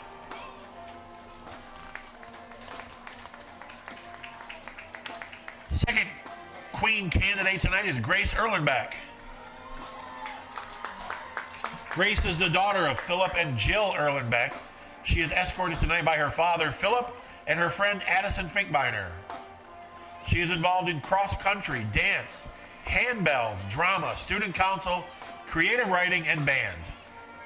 Her hobbies include playing piano, painting, reading, biking, writing, and playing music with friends.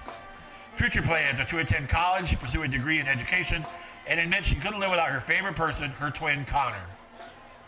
The parent message: Grace, you make everything look effortless. We are constantly amazed by all that you accomplish. You are unapologetically yourself, and the world is better for it. Keep trusting yourself and showing everyone the incredible person you are. Love, Mom and Dad. Second King candidate is Connor Erlenbeck.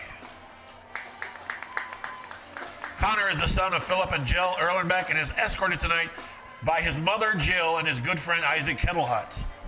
Connor is involved in band, cross-country, powerlifting, student council, and creative writing club. His hobbies include songwriting, playing guitar, cooking, hiking, and making music with friends. Future plans are to attend the University of Michigan, Ann Arbor, and he couldn't live without his best friend and twin sister, Grace. Parent message: Connor, you bring joy to everyone around you, and we've never seen anyone work harder.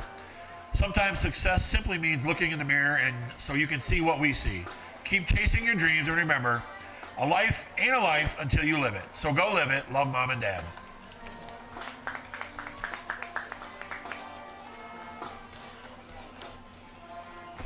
Third senior queen candidate is Layla McCullough.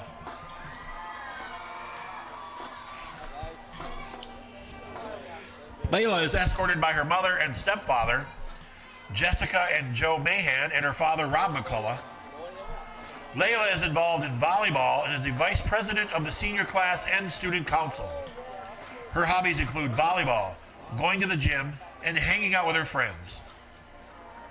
Her future plans are to pursue a degree in psychology, and she meant she couldn't live without her stepdad, Joe Bear. Parent message: Layla, it has been the most wonderful journey watching you grow into the most amazing human being these last 17 years. Your beautiful smile and kind heart light up every room you enter. We are so incredibly proud of you, not only for your accomplishments, but for how you're able to handle setbacks with such positivity and determination. The world is yours. We are so excited to see where this next chapter takes you. We love you. Our third senior king candidate is Aiden Harrington.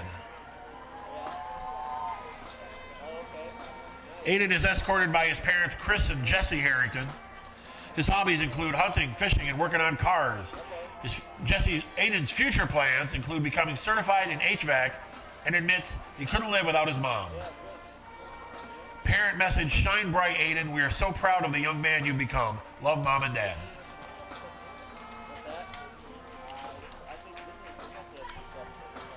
This year's final senior queen candidate is Abby Wagner. Abby is escorted by her parents, David and Amy Wagner. She is involved in FFA, works at the Bavarian Lodge, and enjoys horseback riding in her free time. Her future plans are to pursue a career as a dental hygienist, and she admits she couldn't live without her dog. For the parent message: Abby, I am so proud of the young lady you have become. You had some major changes in the past 6 months that have shown what a strong person you are and how big of a heart you have. Always remember who you are, follow your dreams, and never let anyone take them away. Love, Mom. And our final senior king candidate tonight is Paul Williams. Paul is escorted by his parents, David and Mary Williams. Paul is involved in National Honor Society, student council, cross country, and golf. His hobbies include playing guitar, reading his Bible, and hanging out with his family. In the future, he plans to pursue a career in the ministry, and Paul admits he couldn't live without music. For the parent message: Paul, we are so proud of the young man you have become. You are hardworking, but also super fun, whether you're playing Terraforming Mars or D&D, or kicking it in a bluegrass jam session. We also love your serious side, discussing theology or ethics as you seek out the Lord's will for your life. No matter what the future holds, we know it will be full of love, joy, and peace as you put God first in your life. Love, Mom and Dad.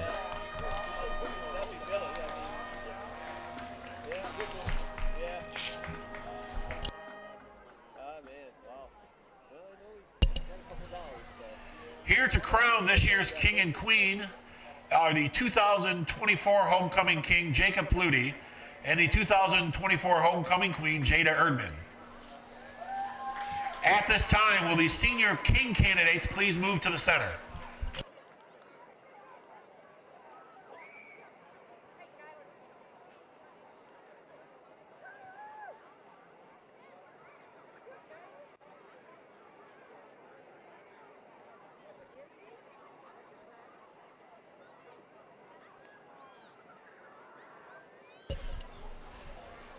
Please join me in congratulating this year's 2025 Homecoming King, Mr. Paul Williams.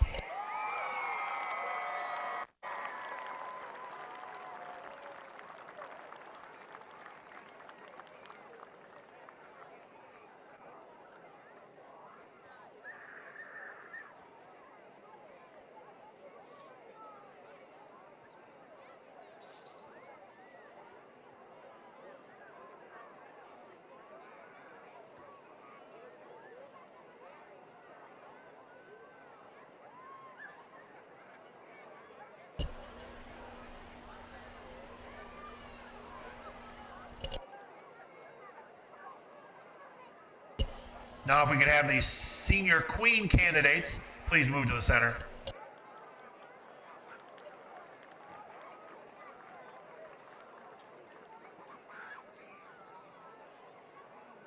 And please join me in congratulating the 2025 Homecoming Queen, Ms. Layla McCullough.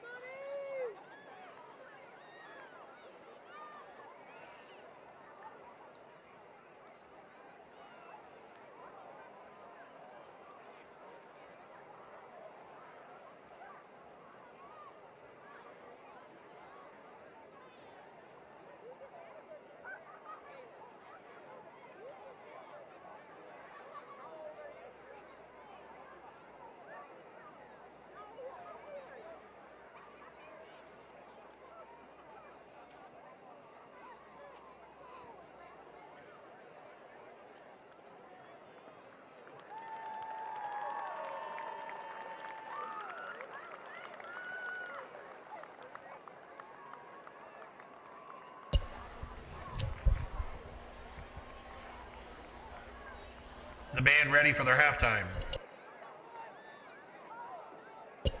This year, the Cardinal Marching Band welcomes and invite you to sit back and relax as they perform their 2025 marching show, The Sounds of Summer, featuring California Girls by Katy Perry and Timber by Pitbull.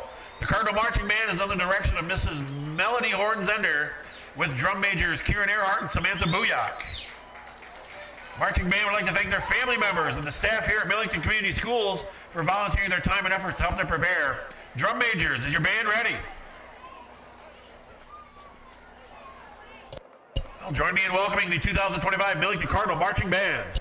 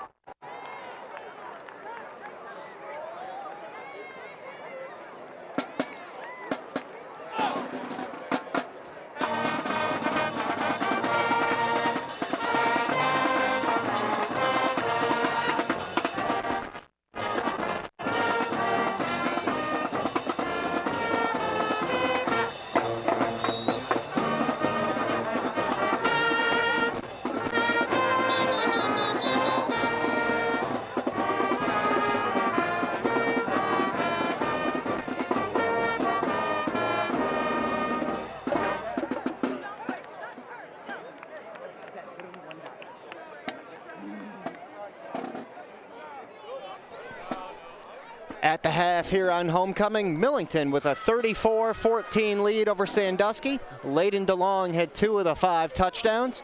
Here's Jordan Sackman with your first half stats. Okay, so far on rushing, Logan Myers has 7 rushes for a total of 57 yards, with his longest rush being 29 yards, and he also had a fumble and a touchdown. Drake Twilliger had a total of 7 yards with 7 carries with 63 yards and a touchdown. Hudson Myers only had 1 carry with 15 yards, and Layden DeLong had 3 carries for 47 yards with a touchdown. Garrett Woodward had 2 rushes for 19 yards. Garrett Woodward also attempted 6 passes, 1 was incomplete with a touchdown, with a total of 71 passing yards. Chase Mawson has 1 catch for 21 yards and a touchdown. Layden DeLong has 1 catch for 14 yards. Brennan Washer has 5 yards receiving, and Drake Twilliger also has 10.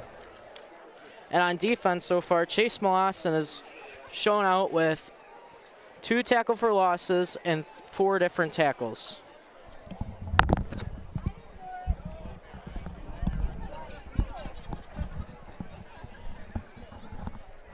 Terrific job, Jordan, thank you. About a minute away from starting the second half here at Furneaux Field. 34-14, Millington with the lead over Sandusky on Thumb Audio and Video. Looking to score big in real estate? At Knockout Real Estate, we're your all-star team. Personal, fun, and ready to get the job done. From Frankenmuth to Millington and all across mid-Michigan, we know the field, the plays, and how to win for you. Knockout Real Estate. Let's make your next move a win. Here we go, Billy. Swing hard. As your local agent, I know you. I know every Saturday your son Billy plays Little League. We sponsor his team. And we know you love parking way too close to the field. That's why we tailor a unique policy for you and your car. Because sometimes something from out of left field can literally come from out of left field. That's simple human sense. Ask Whitney Insurance Agency in Lapeer if auto owners make sense for you.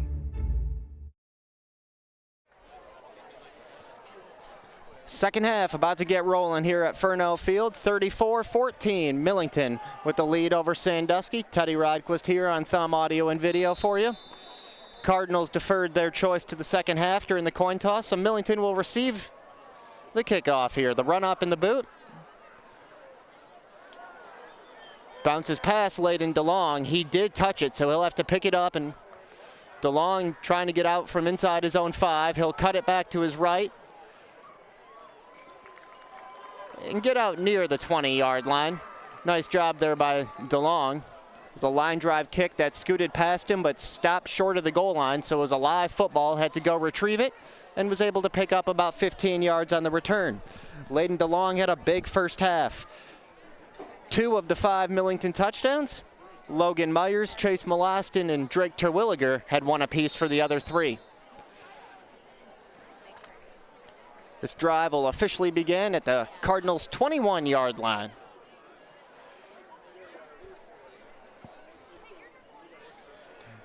Garrett Woodward under center.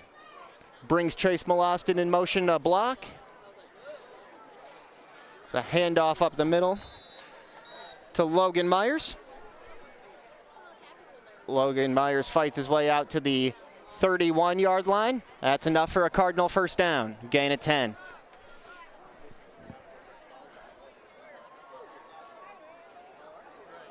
Logan Myers extremely tough to bring down. Very rarely does he hit the ground on first contact, and it usually takes multiple defenders to bring him down.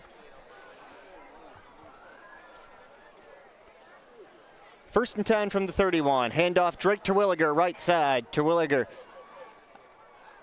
out to the 40, pick up a 9. Second and short upcoming. Terwilliger had a huge first half. Almost 100 yards on the ground, also had a 27-yard catch.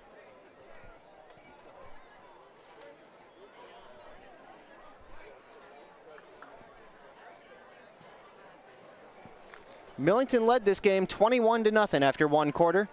Second quarter was much more even. Sandusky actually outscored the Cardinals 14-13 in the second quarter, but Millington still ahead by 20. Second down and 1. Toss, left side. Hudson Myers got the first down and plenty more. Myers into Wolves territory, knocked out of bounds at the 35-yard line. Pick up a 25 on the play for Hudson Myers.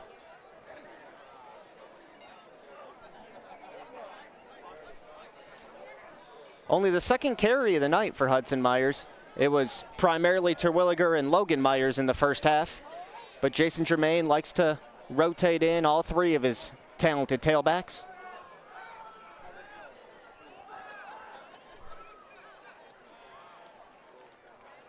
Molostin across the formation, left to right, hand up the middle, Logan Myers, he's gonna score. A 35-yard touchdown run for Logan Myers. And just a minute and 32 seconds into the second half, the Cardinals go up by 26, now 40-14. Second touchdown run of the night for Logan Myers. Had 2 last week against Sandusky Sterling, and as you're seeing on our thumb audio and video monitor right now, there's his second of the night tonight. Lane Schoen's out for the extra point try. Schoen's 4 for 5 on extra points in the first half. Missed his most recent one. A little bit of a high snap, but they get it down, and Schoen's got it up and good. Quick strike for Millington here to begin the third quarter. Cardinals extend their lead in front, 41-14. Looking for a real estate team that's personal, fun, and gets the job done? At Knockout Real Estate, we're all about making your buying or selling experience smooth, exciting, and maybe even a little unforgettable. From Frankenmuth to Millington and everywhere in between, our team knows Mid-Michigan inside and out. Knockout Real Estate, we're in your corner.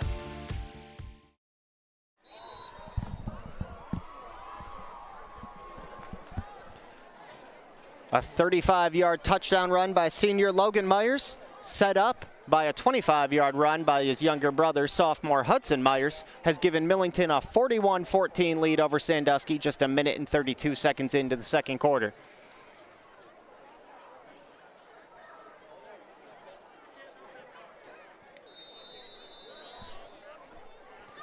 The Cardinal senior homecoming king and queen were crowned at halftime. Congratulations to both of them.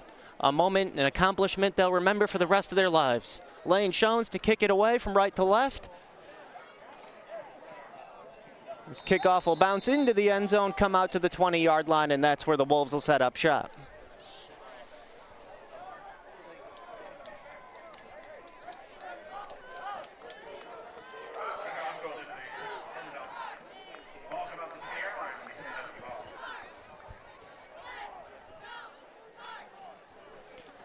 It was a slow start tonight for this Sandusky offense. They punted each of the first 4 times they had the football, but they found their footing a bit in the second quarter. 2 touchdown passes from junior Jack Betts to sophomore Nathaniel Tovar. The first from 62 yards out and the second from 35. Tovar, number 15. And he's going to be lined up wide to the left, top of your screen on this 1st and 10 play. It'll be a run up the middle with Chase Green. Modest gain of about a yard, maybe 2 for Green. Chase Molostin in there on the tackle again.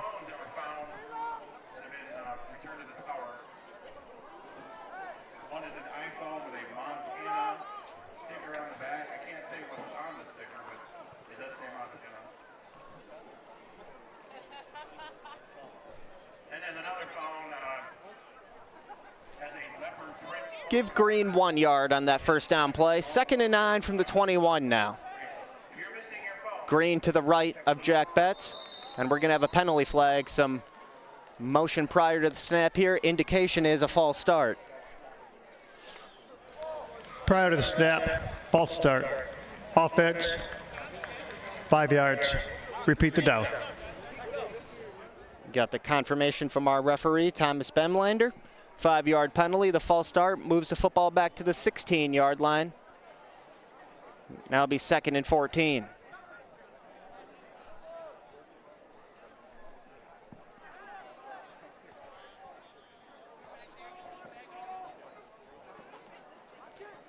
Betts, option right side. He'll keep it himself. Bounces off the first tackle and gets back to the 20-yard line. Pick up a 4. 3rd down and 10.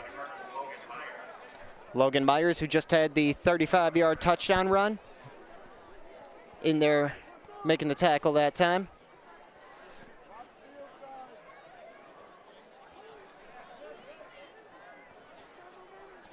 Myers usually on the interior of this Millington defensive line, playing the defensive tackle position. Sometimes you'll see him lined up as a defensive end, though. He's in there as a defensive tackle right now, next to Logan Riley, 55 and 21. 3rd and 10, Betts to pass. Looking left side, got it complete. There's Nathaniel Tovar again. He's adding to his big night, but Tovar had to go to the ground to make the catch, and he's going to be a few yards short of the first down.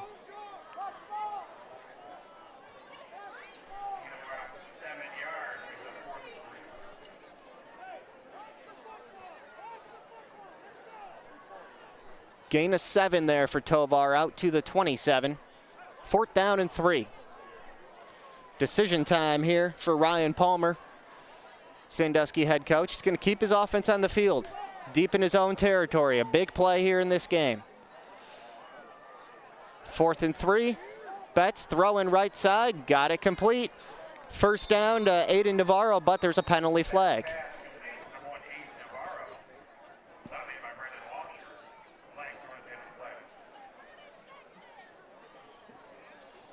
It was a 9-yard catch if it stands up.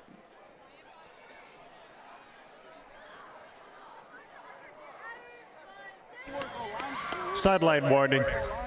Defense. There's a sideline warning against Millington. The first one, there's no penalty yardage attached to it. The first one is, as the name implies, just a warning. But if it happens again, Millington will be hit with some yardage. So first down on the 9-yard completion from Betts to Navarro. Out to the 36-yard line now. Betts to sling it again, and he sets up the screen to Tovar. Tovar out to the 40, drags a couple tacklers to the 43.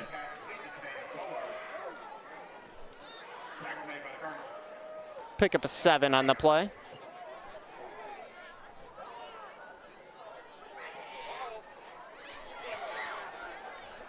As far as high school offenses go, this Sandusky one's pretty fun to watch. More pass heavy than run. 4 receivers on the field on almost every snap. We've even seen 5 at some times. So it's a wide open offense here for head coach Ryan Palmer. 2nd and 3. Quarterback keeper Betts around the left edge. He's got the first down and plenty more. Duck out of bounds at the Cardinal 41-yard line. Pick up a 16 on the play, and this Wolf offense on the move again.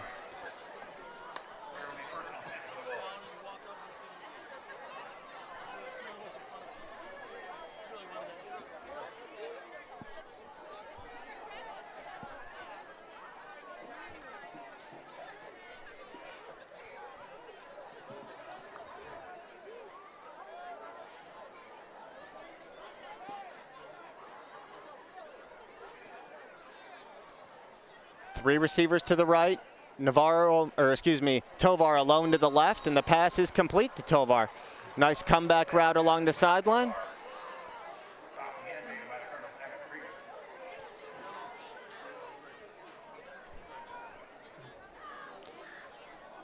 Take a look at it here. Some good timing there. Betts put it right where it needed to be, down to the 25-yard line. Pickup of 16 on the play. Back-to-back 16-yard gains for Sandusky. A 16-yard run by Betts, and then a 16-yard completion to Tovar. This time he'll pass right side. Got it complete to Gavin Phillips, who breaks a couple of tackles and gets down inside the 20 to the 17. Pickup of 8 in the play. 7 minutes left in the third quarter on Thumb Audio and Video. 41-14, Millington in the lead. It was 34-14 at the half. Cardinals scored on their opening drive here of the quarter. And now Sandusky, the way they're moving the football, trying to match it.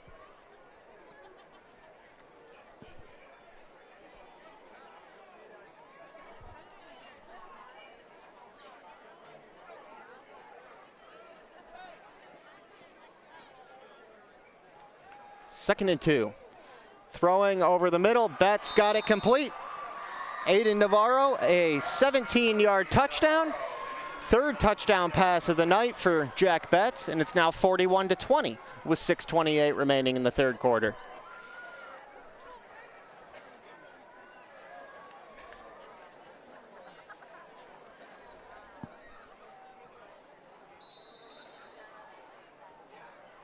Just kind of an extended slant route there for Aiden Navarro. Lined up in the slot to the right, then made one cut toward the middle of the field, and Betts put it right on him. 41-20.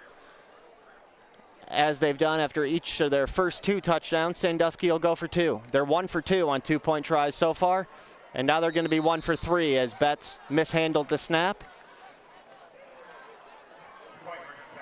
and just had to fall on it. So the 2-point try fails, but Sandusky matches a Millington touchdown with one of their own. 41-20, Millington still in the lead. 6:28 left in the 3rd quarter. Thumb audio and video.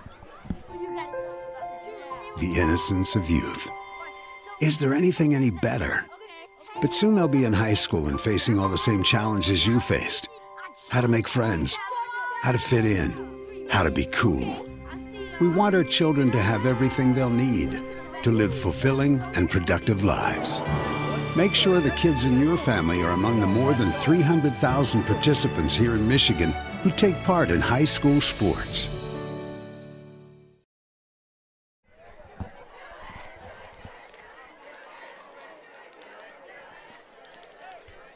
A couple of juniors hooking up for a 17-yard touchdown pass. Jack Betts to Aiden Navarro. 6 more points for Sandusky. It made it 41-20 now here with 6:28 left in the 3rd quarter. Millington with the 21-point lead. Both teams found the end zone on their opening drives of the 2nd half. Onside kick attempt here will be recovered by Millington. Gabe Bach was the one who fell on it at the 48-yard line, or we'll call it the 49-yard line.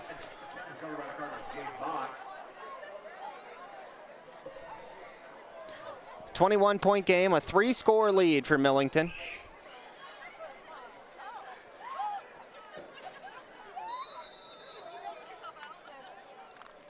And the Cardinals will begin their 2nd drive of the 2nd half just outside Sandusky territory at their own 49. Woodward back in the shotgun to begin this drive, and the snap sails over his head. Trouble here for the Cardinals as Woodward will pick it up and be brought down inside the 25-yard line. It was a high snap with some heat on it. Went over the head and through the hands of Garrett Woodward. Loss of yards on the play brings up 2nd down. You saw Woodward take a quick peek to his right to bring Layden DeLong in motion, and as soon as he looked back, that fastball of a snap was coming at him.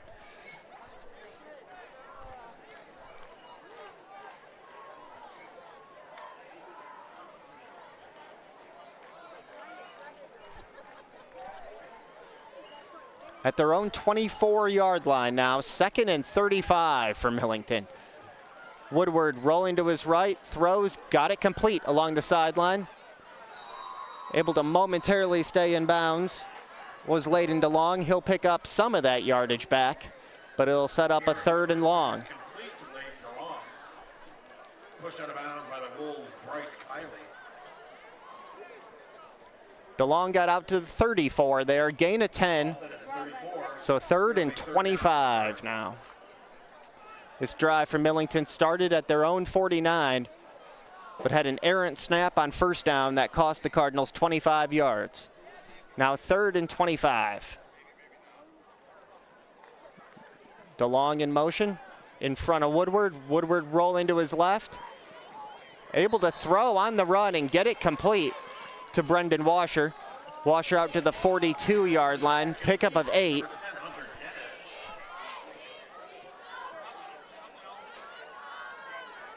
Or I'm sorry, that was number 10, not number 19. That was number 10, Hunter Dennis on the catch there. So Dennis makes the catch, pickup of 8.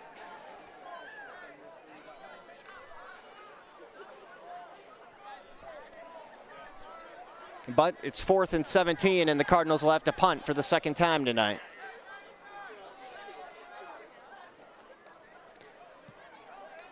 Lane Jones from his own 34-yard line, a great punt over the head of Jack Betts, and this will roll to a stop down inside the 5 at the 4-yard line. Brendan Washer downs it there.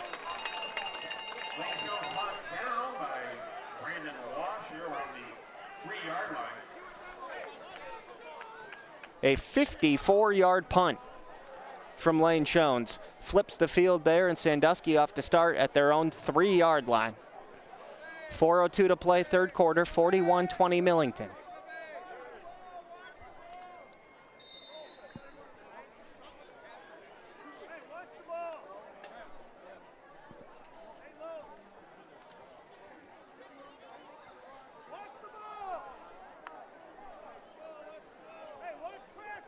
This Wolves passing game has found their stride their last few drives.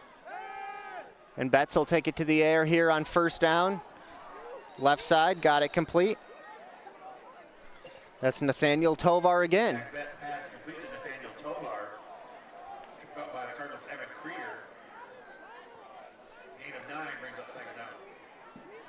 Evan Krieger on the stop there from Millington, but it's a gain of 9. Tovar gets it out to the 12-yard line. 2nd down and 1 upcoming.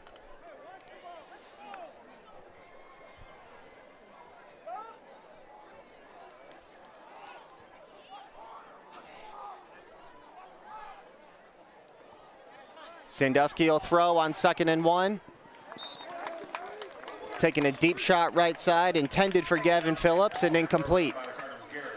Garrett Woodward in coverage. Woodward had an interception in the first half of this game.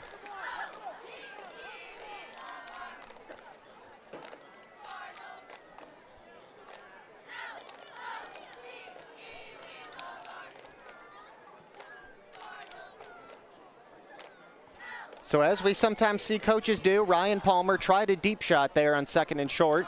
Incomplete. Now his team is faced with 3rd and 1 at their own 12-yard line. Designed run for Jack Betts. Quarterback keeper up the middle, got enough to move the chains. Jack Betts is the keeper. Tripped up by the Cardinals, Gabe Bach.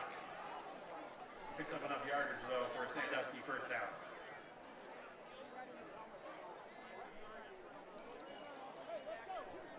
Betts got out to the 16 there, gain of 4 on that play. As we are down to 3 minutes remaining in the third quarter, 15 minutes left in regulation. Boys, hit somebody!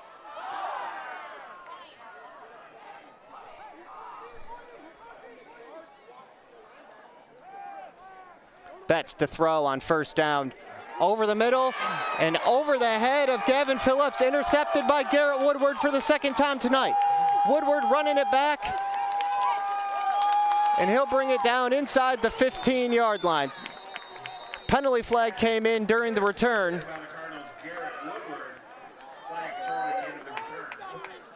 Second interception of the night for Garrett Woodward, and this will stand either way as the flag came in on the return. It was not prior to the pass.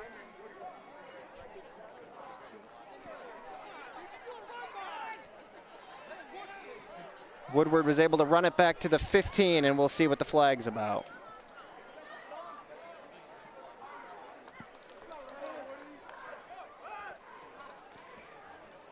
During the return, blindside block. Return team, 15-yard penalty, first down.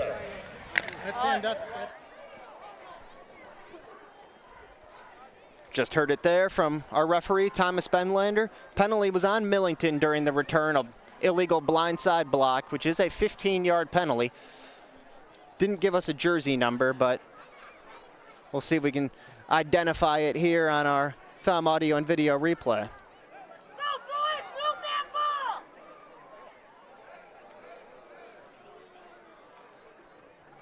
Yep, saw it right at the end of the play there. So they'll move it back to the 30-yard line. 1st and 10 for Millington. 2nd interception of the night for Garrett Woodward.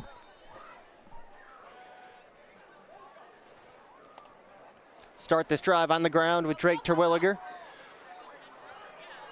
Right side, Terwilliger down to the 27, pick up a 3.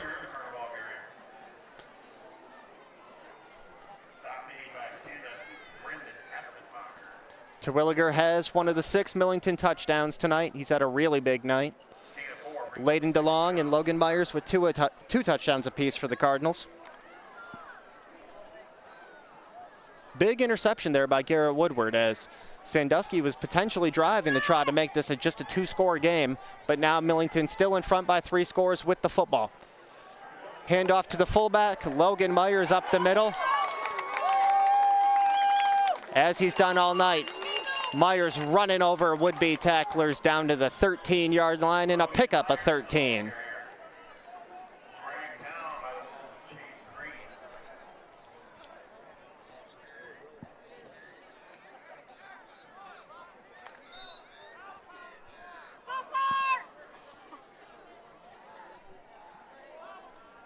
So 1st and 10 at the 13 for Millington. Cardinals can pick up another first down without scoring. Pitch, right side, Hudson Myers. Hudson Myers drives forward down to the 5-yard line. Gain of 8 by Hudson Myers.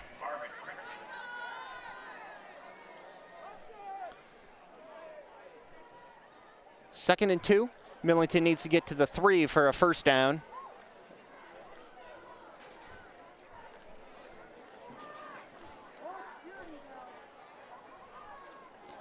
One minute left in the third quarter. 41-20 Millington, and they're knocking on the door again. Handoff, Drake Terwilliger. Upended on the left side by Jack Betts. Betts went low.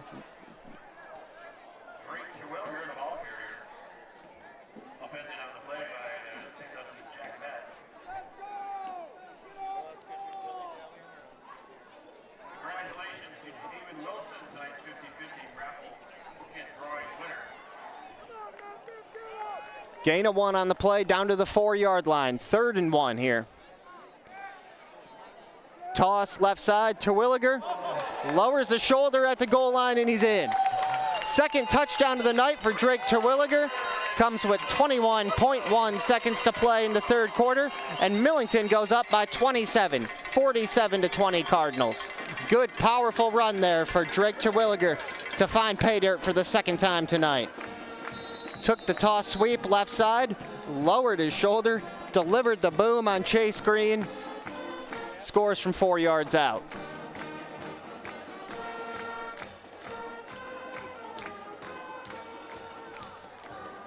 Lane Shones, 5 for 6 on PATs tonight. Now 6 for 7. 48-20 Cardinals, nearing the end of the third quarter on Thumb Audio and Video. What rhymes with great? Participate. Where does greatness start?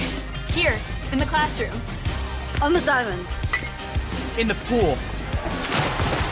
On the field. Where will your greatness take you? To better grades. To more friends. Yeah! Be great.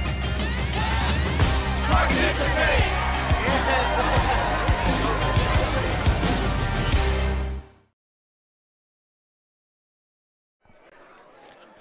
Drake Terwilliger, the junior, his second touchdown run of the night. A powerful one from 4 yards out has put Millington ahead by 28.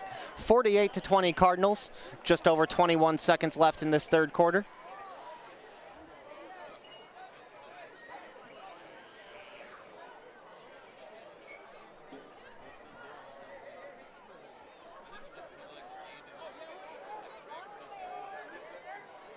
As is the case with many of these young men, Drake Terwilliger, a multi-sport athlete, also a very good baseball player for the Cardinals in the spring.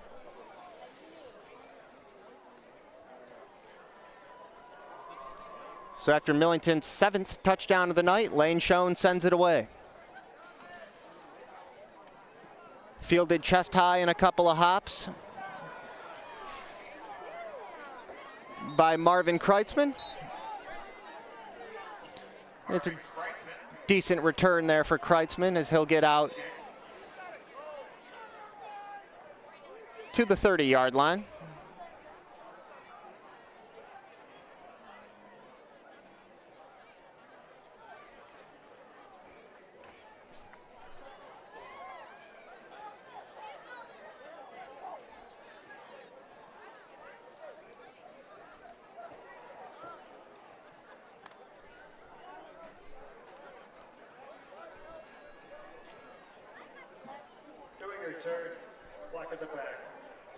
Defense, it'll be a 10-yard penalty added to the end of the run. First down.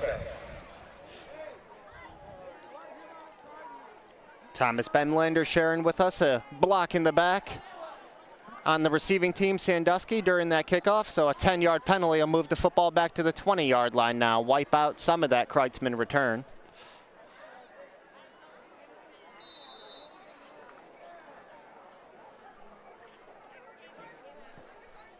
.9 seconds to play in the third quarter. This is a run or a completed pass will almost certainly be the final play of the quarter.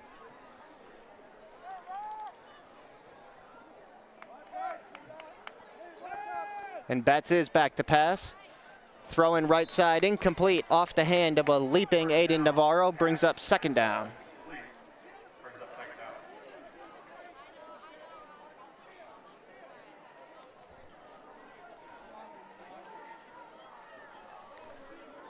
This game was 34-14 at the halftime break. Millington's outscored the Wolves 14-6 here in this third quarter.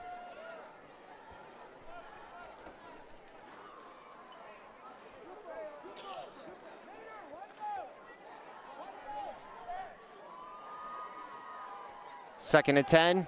Betts will keep it himself. Gain of about 3 on the play. And that'll bring us to the end of 3. Millington by 28, 48-20 Cardinals on Thumb Audio and Video. Here we go, Billy. Swing hard. As your local agent, I know you. I know every Saturday your son Billy plays Little League. We sponsor his team. And we know you love parking way too close to the field. That's why we tailor a unique policy for you and your car. Because sometimes something from out of left field can literally come from out of left field. That's simple human sense. Ask Whitney Insurance Agency in Lapeer if auto owners make sense for you.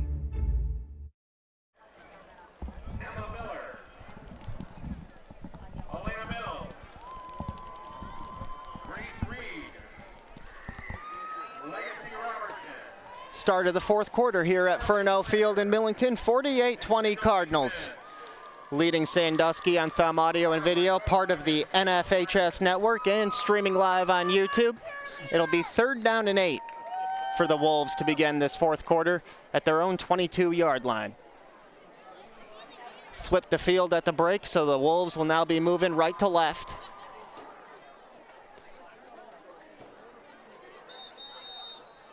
Which is south to north here at Furneaux Field.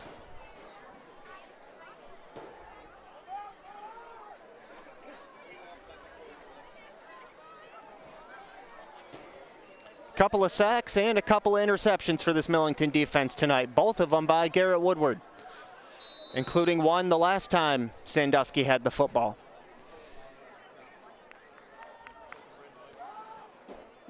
Third down and 8, Betts to throw. Left side intended for Nathaniel Tovar and incomplete, broken up by Hudson Myers.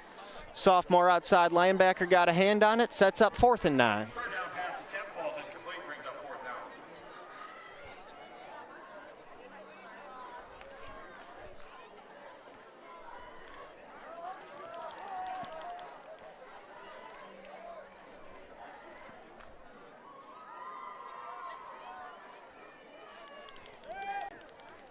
Down by 4 scores and at their own 21-yard line. Sandusky's in punting formation here. Betts gets it away.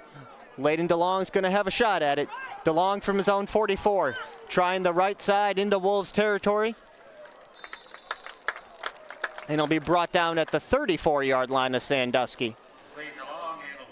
22-yard return for Layden DeLong, who took a couple of punts back for touchdowns in the season opener against Reese.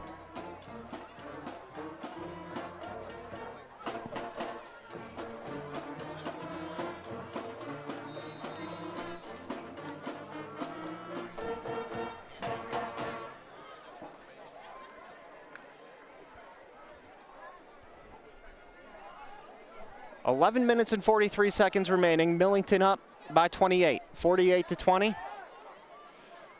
Drake Terwilliger, who's had 2 touchdowns.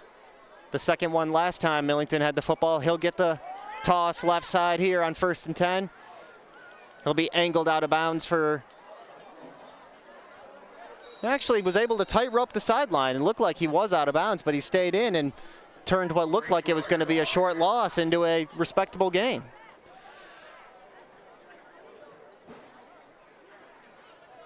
Gain of 4 on the play brings up second down.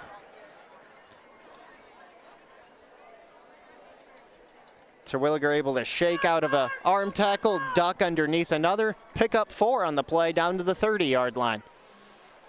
So what looked like it might be 2nd and 11 is instead 2nd and 6. Great job, Drake Terwilliger. They'll go to Hudson Myers here on 2nd and 6. And he'll pick up 3 down to the 27.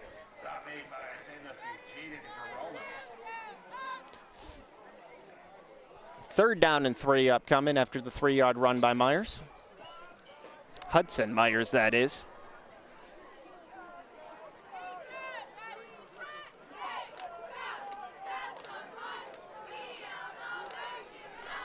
A trio of Cardinals have 2 touchdowns tonight. Drake Terwilliger, Logan Myers, and Layden DeLong. Logan Myers will be the deep man in the full house backfield here, and he'll get the handoff.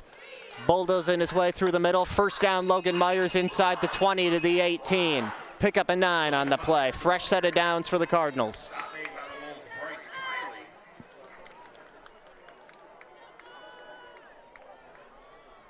Nice gain in the play brings up another first down.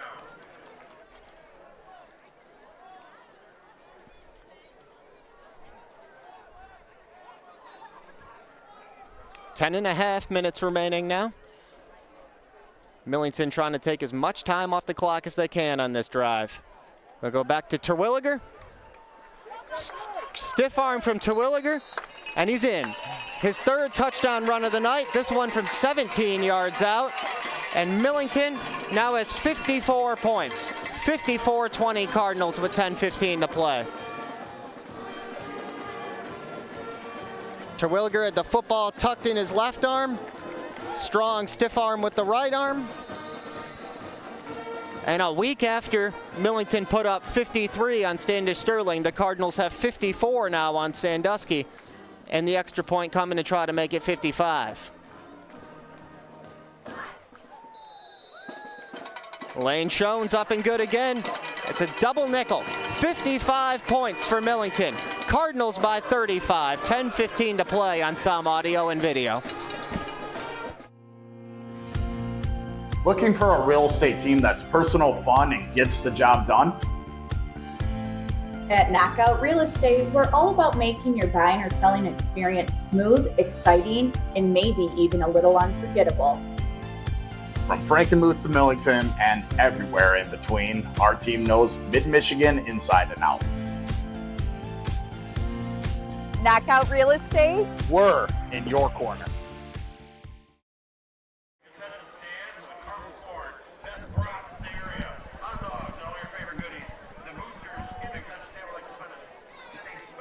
Highlighted by a terrific stiff arm, Drake Terwilliger's 3rd touchdown run of the night. This one from 17 yards out has given Millington a 55-20 lead with 10:15 remaining.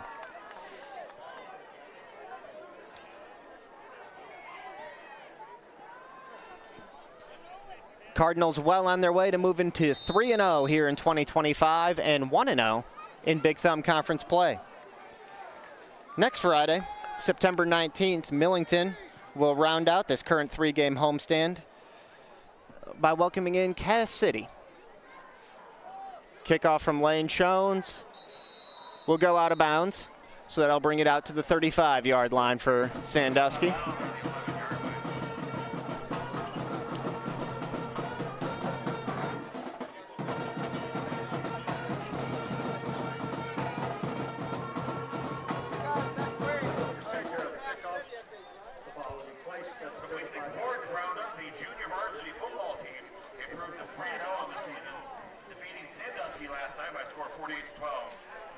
So with the 53 points last Friday and the 55 so far tonight, the Cardinals 108 points in their last 2 games. And they still got time to add to that tonight. One more touchdown and they'll go over 60 potentially. But it's Sandusky with the football right now. And with this being a 35-point game now in the second half, we will have the MHSAA running clock rule in effect. Betts throwing left side was looking for Nathaniel Tovar, but low, bounced it to him incomplete.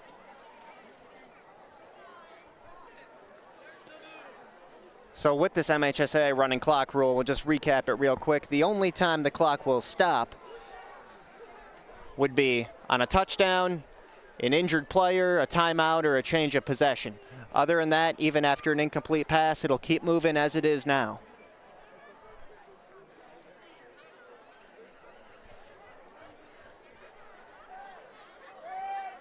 Second and 10 for Jack Betts and this Wolf offense. Betts, deep shot right side. Incomplete. He was looking for Aiden Navarro. Brendan Washer in coverage.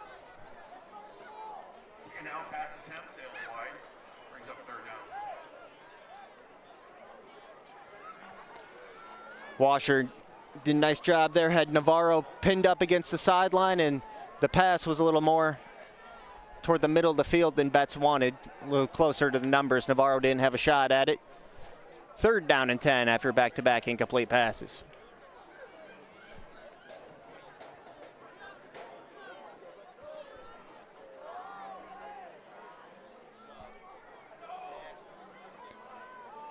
Tovar, Kreitzman, and Phillips all wide to the left. And before he could even have a chance to get it out there, Jack Betts is sacked. Chase Molostin in there again.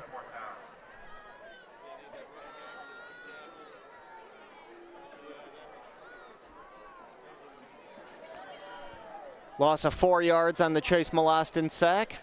4th and 14 for the Wolves at their own 31 now. Second sack of the night for Chase Molostin.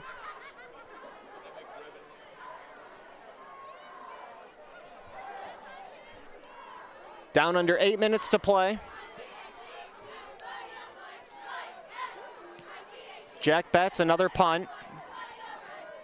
Layden DeLong is going to let this one bounce at the 41-yard line, and it'll take a little bit of a Wolves roll inside the 40 down to the 38.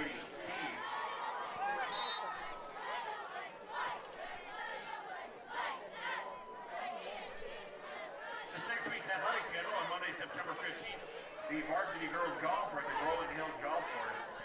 On Tuesday, Varsity Volleyball is at Reed. Cardinals beginning this drive at their own 38-yard line. And with the running clock and what will almost certainly be a very run-heavy offense at this point, Millington could burn, if not all, the rest of this game, certainly most of it. 7 minutes left on Thumb Audio and Video. 55-20 Cardinals. Millington on their way to 3-0 and 17 straight wins. Handoff to Hudson Myers. Good run by Myers, pick up a 10, out to the 48, first down Cardinals. On Thursday, September 18th, Varsity Cross Country will be at Pregame, and the Varsity Boys Soccer Co-op in Lakeville will be hosting Owen Elsie at Lakeville. Next Friday night is Parents' Night. Millington will host Cass City. Kickoff scheduled for 7 o'clock. And next Saturday, September 20th, the Varsity Cross Country will be competing at Laker High, starting at 9 a.m. After the 10-yard run by Hudson Myers. Actually looks like they called it a 9-yard run. 2nd and 1, 9-yard run for Myers. Toss right side, Lane Jones able to tightrope the sideline before finally being knocked out of bounds. Well into Sandusky territory. Lane Jones all the way down to the 17-yard line. Pick up a 35 on the play for Shones. Took the toss right side and straight down the sideline, able to stay in bounds until Gavin Phillips finally knocked him out. 5.5 minutes to play.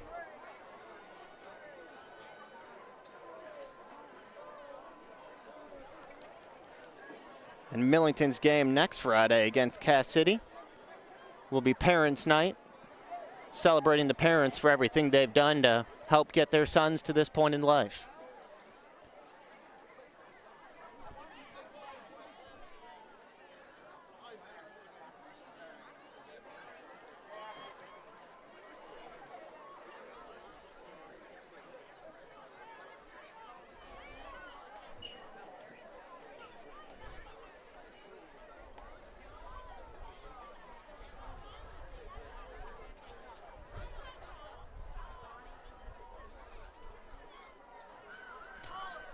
A lot of discussion going on the field right now. Clock's still moving. A lot of time has come off between plays here, but despite the running clock, you could still get a delay of game, but does not look like the officials are going to enforce that here.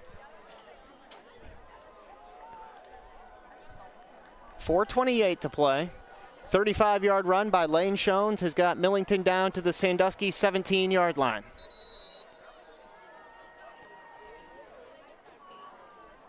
And now we will get a flag, but it won't be for delay of game. It looks like it'll be offsides on the Wolves. Prior to the snap, encroachment, defense, 5-yard penalty, repeat, first down. Yep. Offsides on Sandusky. 5-yard penalty, moves the football from the 17 to the 12.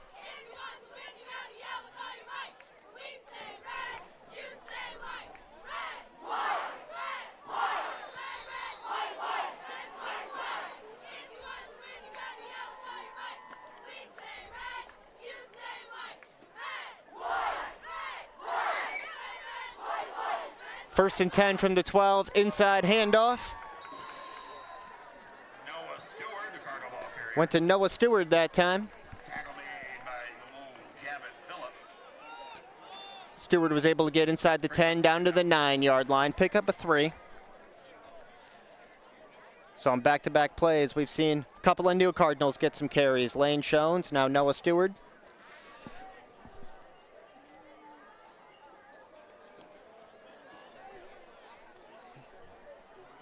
35-point lead late in the game here. An opportunity for Jason Germain to get some other players some touches.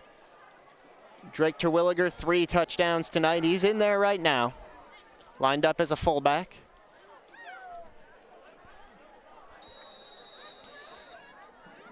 Give was up the middle to Lane Shones again that time. Shones inside the 5, down to the 4.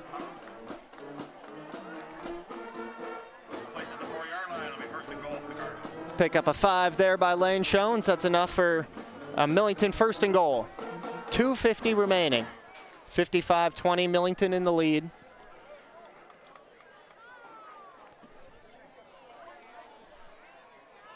Cardinals put up 62 against Sandusky last season, and with another touchdown extra point here, they could get it again, but the way they're lining up, it might just be a couple of kneel downs for Garrett Woodward at this point. Woodward takes the first knee with 2:28 to play. He'll have to do so 2 more times to run out this clock.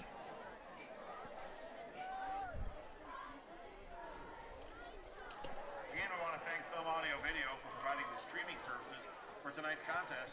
You can go home and watch and re-watch tonight's football game from the comfort of your own couch. Go to YouTube.com or This next snap will likely come with about 1:45 remaining. We're at 1:58 right now.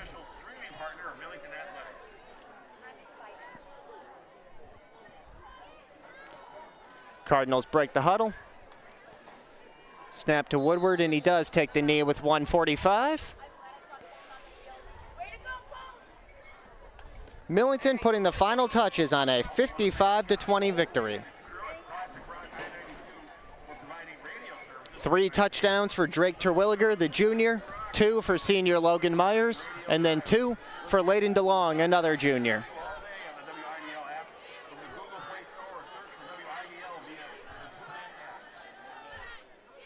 The final kneel down for Woodward will likely come with about 1 minute. We're at 1:10 right now.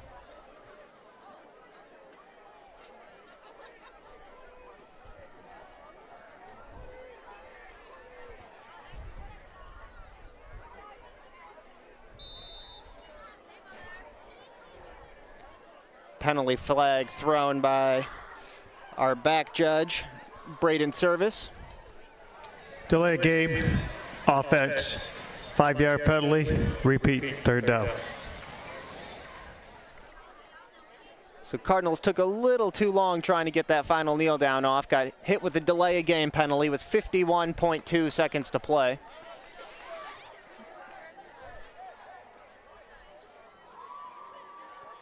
Five-yard penalty moves the football back out to the 11-yard line.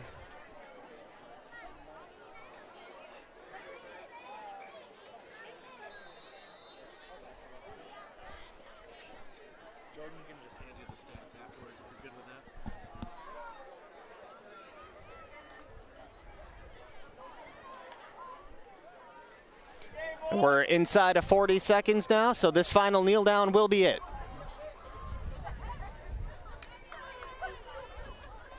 There it is from Woodward, and it's in the books now. Millington officially 3-0 in 2025, 1-0 in Big Thumb Conference play. Cardinals 55 and the Sandusky Wolves 20. The final 15 seconds are going to tick off this clock.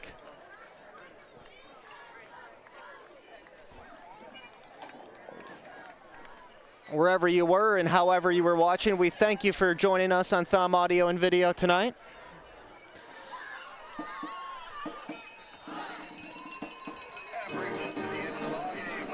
And the team's lining up at midfield for the post-game handshake now.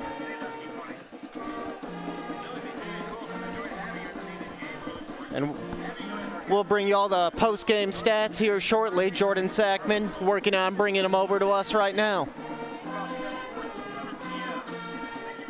We know Drake Terwilliger, Layden DeLong, Logan Myers, the big names, all with big nights for the Cardinals. And then on the Sandusky side of the ledger, you know, Nathaniel Tovar, only a sophomore, 2 touchdown catches. Tovar's going to be someone to watch over the next couple of years, a talented young receiver.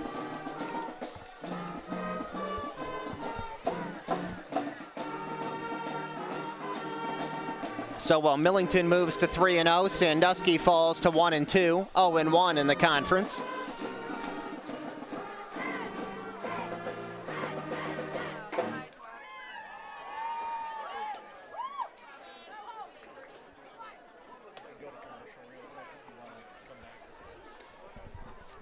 $55-20, Millington the final. We'll take a quick break, and on the other side, we'll have the post-game stats for you. Here we go, Billy. Swing hard. As your local agent, I know you. I know every Saturday your son Billy plays Little League. We sponsor his team. And we know you love parking way too close to the field. That's why we tailor a unique policy for you and your car. Because sometimes something from out of left field can literally come from out of left field. That's simple human sense.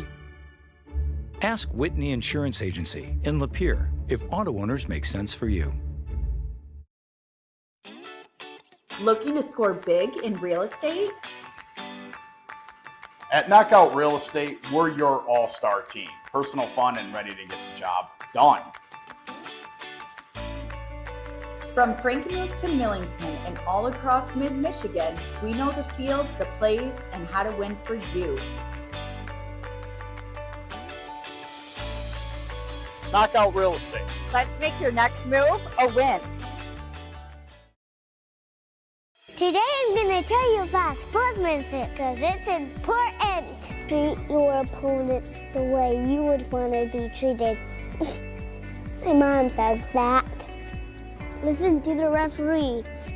It's their job. Be nice to their team and our team. Cheer them on. Always play fair. It's the right thing to do. It's sportsmanship. It's not that hard.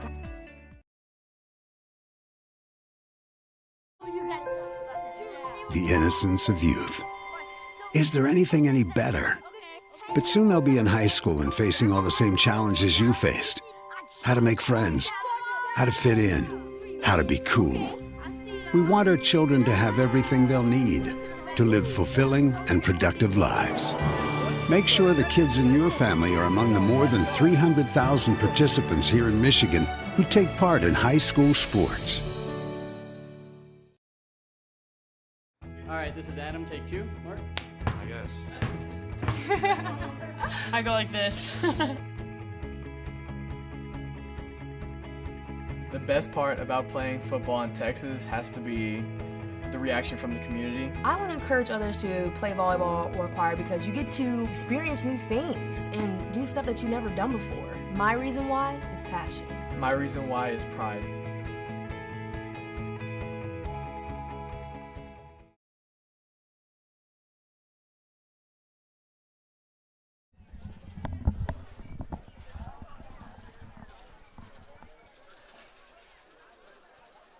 $55-20. Millington defeats Sandusky. The Cardinals move to 3-0. Unfortunately, and our apologies, we do not have any post-game stats to bring you at this time, but can tell you Drake Terwilliger, 3 touchdowns, Logan Myers and Layden DeLong with 2 apiece, and Garrett Woodward, the senior quarterback, also made a big impact on defense. 2 interceptions for him in this game. We'll see you all next Friday when the Cardinals face Cass City. For Thumb Audio and Video, I'm Teddy Rydquist. Thanks for watching. 1 second from half court. Jumping for joy. First ever. A 2-on-1. Oh, did he bring it in?